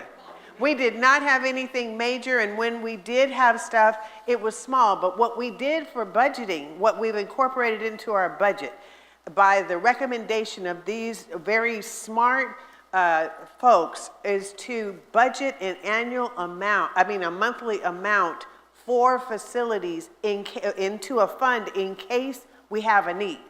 Like, this is a bad example, but in case our roof, y'all know it costs money to replace the roof, right?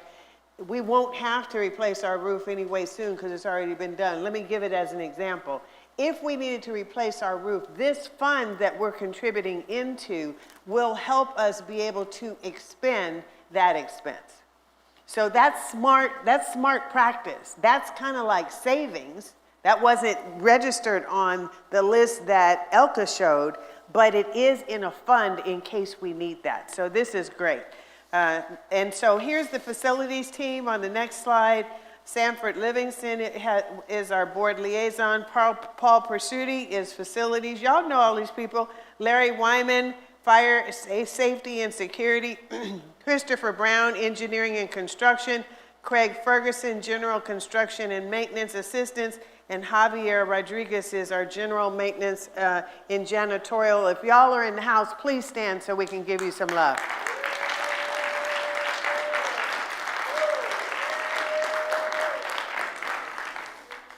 Beautiful, beautiful. I think the next slide, I'm going to call Reverend Jerry up here for us to take a sacred moment on the next few slides. So this is a time where we Hang on, say it again. Andy? This is a time now where we recognize from our compassionate care, ministry of prayer, practitioners, all of the individuals who serve in prayer and holding our community. This is the time of remembering our furry friends, our pets, our loved ones that are an extension of our family who have crossed Rainbow Bridge. And we also remember all those personal individuals, maybe not a part of our spiritual community, but a part of our own lives who have made their transition. And now in memoriam, we remember our beloved Christine Anderson, Bert Morgan, Dawn Hartzell, Barbara Williams, and Jesse Raymond. All part of our community, beloved individuals who were with us for a long, long time, or maybe not long enough. But let's have a moment of silence now and go within. And just take a deep breath and surround these beloveds in prayer, in love, in our consciousness, and all those who have gone before.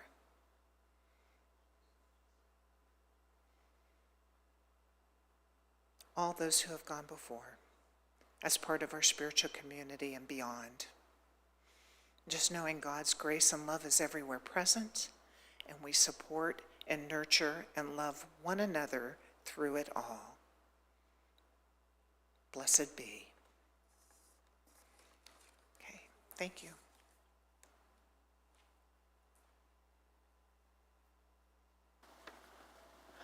So while we're in this mode, before we open it up to questions is going to be the next slide, but what I'd like to do before that is to acknowledge our board. I would like to call forth, is it okay if you want to introduce the next part? Okay. Hello? Okay. So, we have outgoing board members and we have incoming board members. So we wanted to, part of the bylaws for Oakland Center is that we, at the annual meeting, we announce the new board members. So we're gonna go ahead and do that and have Erin Gaffey come up to, she was on the nominating committee and she's gonna go ahead and mention the two folks and then have them say a little bit about themselves. Or did you want me to just do it?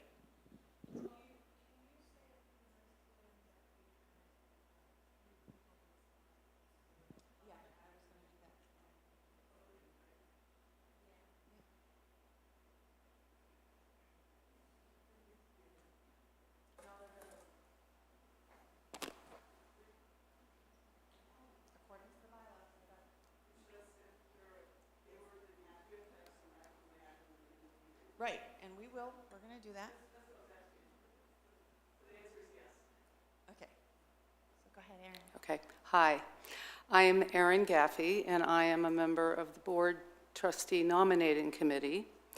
I would like to thank our team, Dorothy Mendez, Larry Williams, Dottie Baker. If you are here and wish to stand, we'd like to acknowledge you and thank you.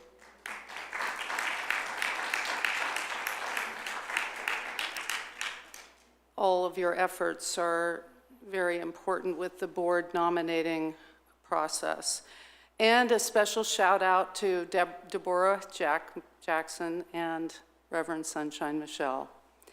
It is my honor to present to the congregation our board trustee candidates, Reverend Ikea Param and Nancy Hester. Each of them will speak for a minute about what they look forward to with being on the OCSL board. Thank you very much. I just want to say to everybody, most of the important events and transitions in my spiritual life have happened right here. And so I'm delighted to be able to serve on the board and put forward whatever energy and ideas I may have to make our future even more amazing than our past has been. And I thank you so much.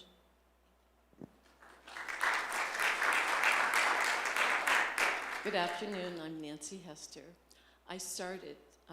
I came into Science of Mind under Reverend Margaret Stortz, and I left, went to Arizona. The heat chased me back. I've been in Science of Mind since then, but something kept telling me I had to go back home. The minute I walked through the doors last year, I knew I was home. I immediately started volunteering. I helped with the 32 auctions. I do gardening. I'm learning people sitting at the front desk. Volunteering is fun, you guys.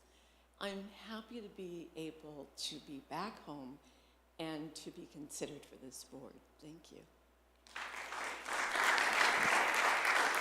Okay, and so according to the bylaws, since there are more slots open on the board than the people that are coming onto the board, then what we can do is everybody excited and open to welcoming Reverend Ikea Param and Nancy Hester to be on the board of Oakland Center for Spiritual Living? All right, so now what's next? Yes, that's you. This takes a dance, doesn't it? So it is my honor to acknowledge our current board. We have outgoing members. I want to do a special recognition for them, so maybe I should do that first.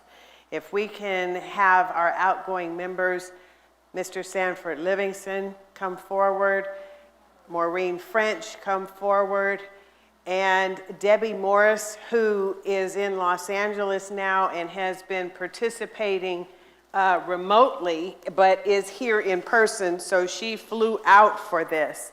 And Debbie has been double duty, triple duty. Debbie has served, listen to this, Debbie has served as the treasurer of Oakland Center for Spiritual Living on the board for 7 years. The term is 3 years, and then you can run again, and the board voted to extend her for continuity. So, my goodness, doesn't she deserve a hand? Debbie Morris. I have a little token. I want to give you the right one. Thank you so much.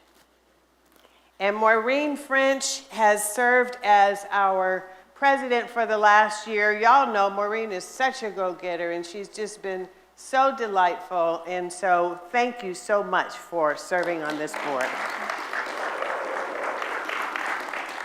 And Sanford Livingston has served several terms on the board and took a break and came back. And he is eligible to serve again, but I know he's a busy man in the world and he needs a rest, and he is responsible for the brunch that we had today that he donates out of his pocket. Every time he's done it is his donation. He brings the people, he buys the food, he puts in the love, because he even says, even though he's standing here, I'm speaking on his behalf, he's been here for many years, and he has told me that Science of Mind, this center, has saved his life and the life of his kids who grew up here. So let's give Mr. Sanford Livingston some love. Thank you, my dear. Thank you. Thank you. You may be seated. And now it is my pleasure to introduce to you the 2024 board of the Oakland Center for Spiritual Living. Give me just a second. Give me just a second. Hang on just a second. Reverend Sally Bartholomew is on vacation right now. She's going to see the eclipse tomorrow in, where is it? In Texas, right? She's with her Focus Ministry, the Conscious Caravans. And so all of the new board members, the current board, y'all know who you are. I'll introduce you by name when you get up here. Will you come up here, please, if you are on this board? And that's Nancy and Reverend Ikea? Yes. Yeah. They're on the, we just did the acclamation finger wave, didn't we? Yeah. Right?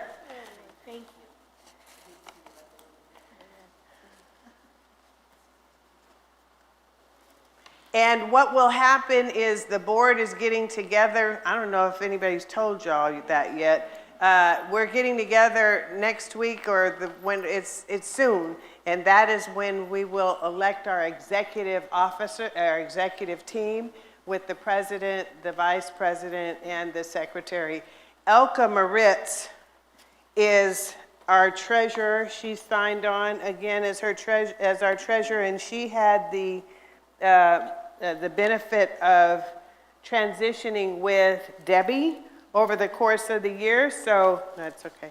Here we go. So thank you, Elka, that's why she did the presentation today, because this is our treasurer. So part of the executive team has already been named. Thank you. I have these little gifts, but I have to do it one at a time, but I want y'all to know who's who. Reverend Ikea, welcome to the board. Thank you so much for being with us. Deborah Jackson has been a part of this community for how many years? 42 years. She has served on the nominating committee, and then she transitioned onto the board last year. Thank you so much for being here.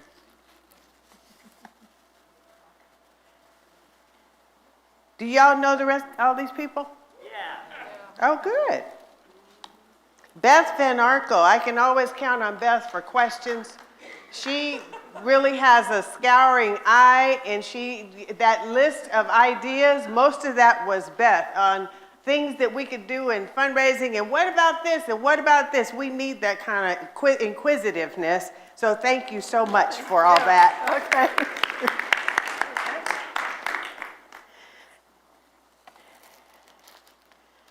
Nancy, thank you for being here on the board. And Nancy provided these beautiful flowers for Easter last year, and the one on my office door in the back, the wreath, right? And so I saw her here this week, and she was taking the basket, right?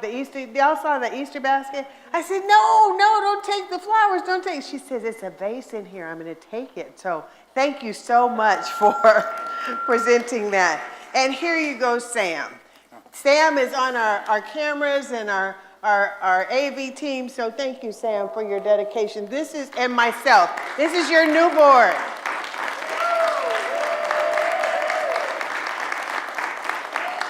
Y'all can have a seat. Thank you so much. Okay, you want to open it up for a few questions? I know we're over time. We're actually right on time, but we're going to spend about 10 minutes for questions. And then if you have any other questions, you can write them in and we'll make sure it gets answered. Okay, does someone have a question? Robert. Hi, a couple of comments, especially related to education. The first thing I want to say is we had a great turnout today. Thank you, everyone. This is all about being engaged in the community, even though people have trickled out in the past half hour, but it's really great to see such a great turnout. A couple of things about education. Reverend Catherine has left already, but she did a great job summarizing the challenges and the opportunities with education. I want to say that that additional $3,000 that's needed for some of the Zoom equipment or whatever it is, to me that is a good example of spending money to make money, because not only does that make our classes much more effective, But that's also something we could market to people for facilities use, like people could have meetings here and do remote meetings. So that's another opportunity. And then the other thing I want to say about education is that part of it is it's not just about the information, it's about building community. It's like people come on Sundays and then they go home, but it's in the classes where you really develop deeper friendships. And I think that's something else that needs to be emphasized about the classes, that it's not just about the information, it's also about the relationships. I'm complete. Are you suggesting, Robert, that we go ahead and purchase the equipment without raising the funds for it because we're spending money to make more money? That's what I heard you say. So in my humble opinion, I think that that would be an appropriate use of funds. But if you want to do it as a fundraiser, that's cool too. Thank you. Any other questions? Oh, Right Paul, here. And then Linda. Since it's semi-related facilities, can't we use our facilities fund money for that? We've used it for PowerPoints. It's no different than a refrigerator. Just a thought. I know we've been saving up, but this seems like a worthwhile investment in an investment, which is doubly valuable. Sunshine, just a thought. I am in no authority to give away my money, but or our money in facilities, but I think it'd be a worthwhile investment. Thanks for the consideration. Thank you for that. There are two people sitting here that are not maybe on the lists of named volunteers, but always show up and help out when they're needed. And that's Pam Archuleta and Sylvia Hughes. I've seen you, Sylvia.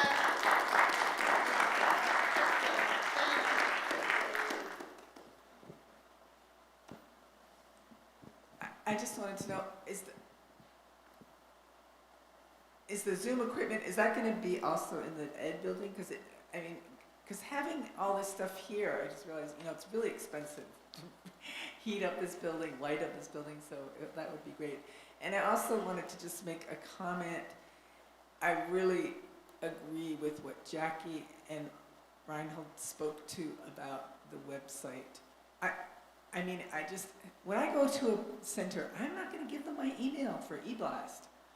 When I want to go to a center, the first thing I do is I go to the web. And when I go to our website, I get frustrated because I can't find the time or the event, and I click around and around and around, and I think that is an investment that we need to make, a fundraiser, because I go to the calendar and I can't find the event or the time. It says, click here for more information. I click and it says, there's nothing here for this Wednesday event, or whatever it is. I just don't even go there anymore. And I think that would be a worthwhile investment, especially if we want to have more young people here, because that's what they do. They're not going to give you their email. They're not going to give you their cell phone number. They're going to go to the website and they want to check you out, and they want it to be easy and linked. And I don't know what it costs to do that. It's probably a lot, but we need to do it. That is all. Thank you for that. Let me just say that we would have to probably ask some questions about what is needed on the website, because here's what I mean by that. I talk to everybody every Sunday when they go out, and when I meet people and I say, how'd you hear about us? Most of them say online. So there's something working. And we have, like Robert said, there's 3 centers here in this Oakland area. So I can't imagine that they don't see the other 2, and for whatever reason they come to ours. And so it's just, maybe it needs to, I hear you saying reorganize, maybe it's the data that's up there, certainly it needs to be refreshed. Yeah. And online would be Facebook. Yeah, that's true, but yeah. So I don't know if you addressed this for sure, but I was curious, how are we advertising for the facility? And do we have a video that shows the facility that we could reach out to wedding planners or go to events where people are looking for that, or a video on our website that shows what we have to offer? Is there someone that wants to address that? I mean, I can, but y'all probably tired of hearing from me. Well, I would say that there is no video. There isn't a video, no, but. No. But the how are we advertising? It's right now just through our brochure, which is limited use. So that is one of the, it wasn't on my list, which is a good point, but I would like to advertise more widely and redo the brochure, and a video is a great idea. But I worked with Paul to come up with a layout about the different ways that we can construct and seat in here so that it can give people other ideas of how to utilize this sanctuary, that it can be more functional and relevant for them. So those are great ideas. Thank you. Any other questions? If you have any other questions, I think, thank you. I think you can write to me or others on the board. You have a question? I actually don't have a question, but I do want to take a moment. It's just a few extra moments for those of you who managed to stay through the meeting. I think it's really important for us as a community to recognize Reverend Dr. Sunshine Michelle for her vision that she had when she knew that this Oakland Center for Spiritual Living was calling to her, and she was calling to us. And so I wanted to take a moment to just briefly share a little video with you. What? They did that without me knowing? Of all the accomplishments that she has made in this short year and a half time that she's been here with us. Oh. And although we don't have all 109 photos because we had a snafu, but thank you, Helene, for gathering up the photos, and we'll just go through this if you all don't mind, just to honor Reverend Sunshine. Yeah, go get a center seat. So of course, love unites, and we're feeling that love here at Oakland Center for Spiritual Living. And this is actually from Gay Pride in Oakland this year. So I just think it's very, that she is such a loving presence and clearly unifying all walks of life. And as we present ourselves in all the LGBTQ events in Oakland and Alameda, and it's just a big part of our dynamic here in Oakland Center to be open and welcoming, so thank you for that. And she is truly a dynamic force from spirit, from the pulpit. She's a dynamic force for all of us, yes? And she supports us with great messages, a beautiful presence, wonderful, wonderful music. Thank you to Andy as well for that. We have the best of the best here in the Bay, I believe. She is a very festive presence for us.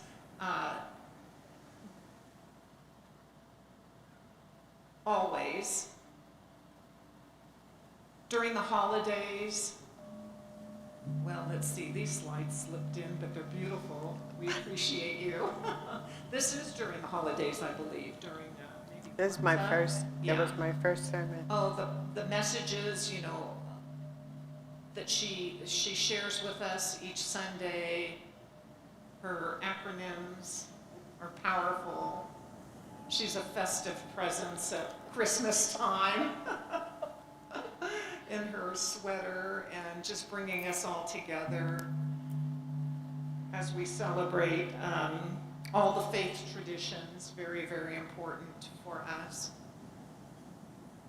Yes, Susan Brecker. This was all at Christmas time this past year. As we celebrate all of the special Kwanzaa, all the special holidays during the season. Beautiful altar.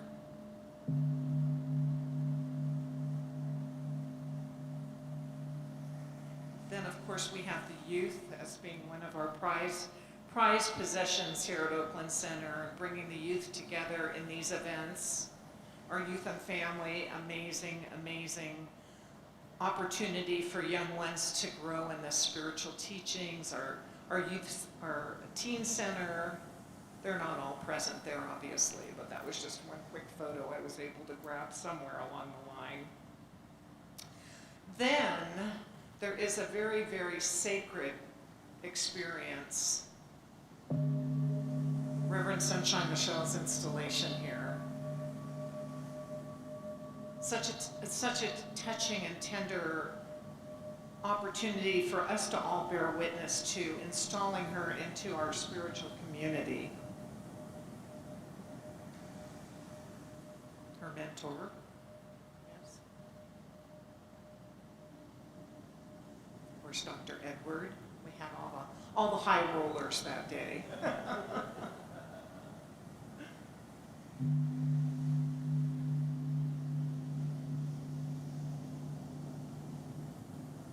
And I believe that's your grandmother's hanky, huh? I love seeing that when you... So proud, so happy, so joyous.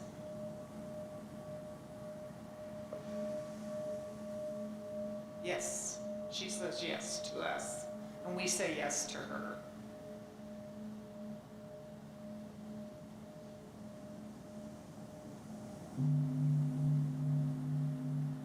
And of course, our PLC recognizing her with a beautiful bouquet of flowers.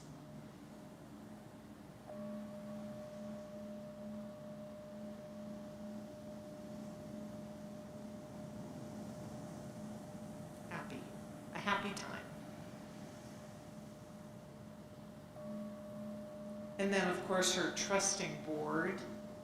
Now we have newcomers on the board, but very proud of her board during her installation. Oh, and her staff ministers. Well, there were just 2 of us then. Now we've grown in numbers. Everything's growing in numbers here at Oakland Center, yes? Great, grand, and glorious celebration of the installation.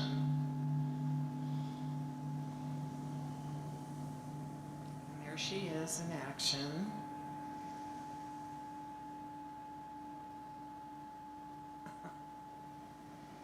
She's getting into it.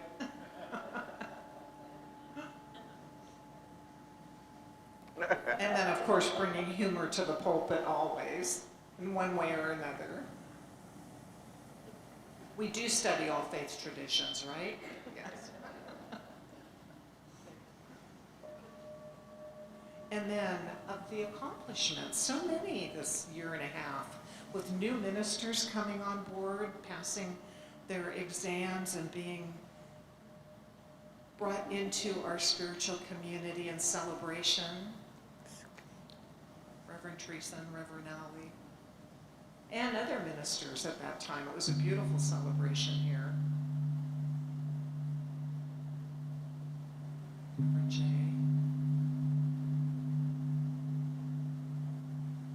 Reverend Jay is head of our Homes Institute.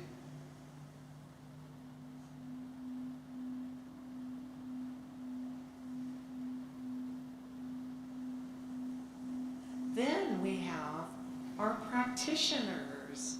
Peggy Cotton, Maureen French, Alice Knudsen, Megan Lemon, and a beautiful ritual, beautiful ceremony, welcoming them into practitioner life here at Oakland Center. They did the studies, they passed the exams, and they're being presented by their senior minister and anointed. There they are. Yay.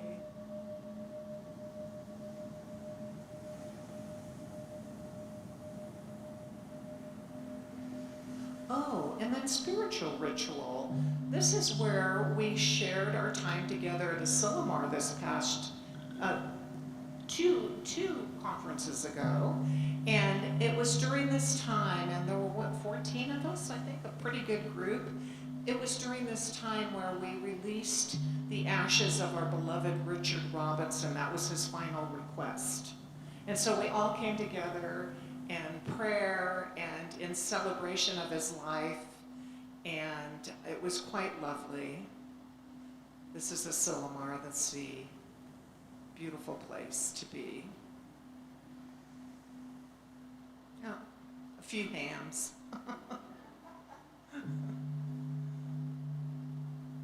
And then, of course, our honoring our beloveds as we did earlier. This is our Barbara Williams and community coming together to bless her and honor her, send her on her way. And then, of course, our ministry of prayer, Dorothy Mendez, emeritus. We couldn't leave her out of the slides.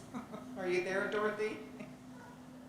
Oh, and then new members. I mean, all of this has been happening here at Oakland Center in just a year and a half. You're incredible. And then our emeritus practitioners, 3 more.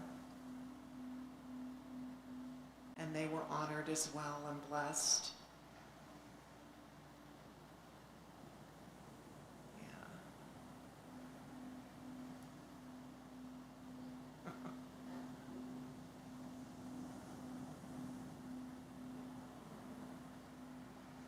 So happy.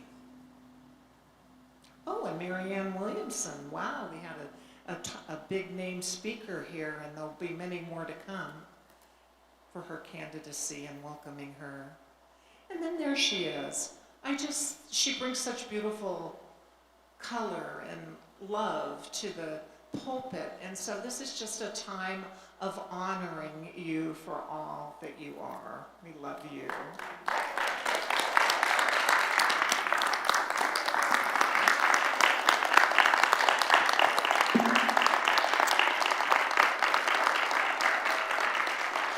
Wow, that is so beautiful. Thank you. It's hard to surprise me like that because, I was all over these slides. And I realized that a slide didn't get up there to honor our administrative staff, and it was one of the last slides. So Dow Becker is in the back, is our bookkeeper. Steve Carter's right here, our operations coordinator. And Peggy Cotton is standing right there. She's our administrative support. Give them some love. Oh, what a joy it's been. And so let's close out in prayer, shall we?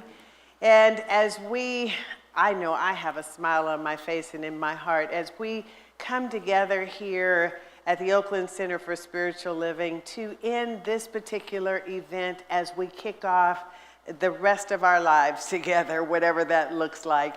I give thanks. I give thanks for all of the hearts and the hands that have gone into putting together this slide presentation, to making the reports and the presentations, to capturing not only the accomplishments, but those things that are challenges and opportunities, and those things that we're excited to huddle together and to figure out together. Oh, what a joy it is for us to celebrate life together and to, in our spiritual beloved community, and to worship and to lift each other up to be the best that we can be and to contribute into life the best that we can to make it a world that works for all. I am so grateful, Spirit, for all that you have done for us and for this beautiful slide presentation that has simply warmed my heart in so many ways. And I know that as we go forward from this place, we do so in safety and grace, that we get to wherever we're going safely, and that we move through this week with ease and grace, and that Spirit continues to lift us up even when we are down, in the spirit of gentleness and boldness in the best ways possible as we celebrate this grand rising of life together. We let this be in gratitude and love, casting it out into the divine ethers and allowing love and law to simply make it so. And so we rest in that joyous expectancy together today. And together we can say and declare, and so it is. Thank you so much.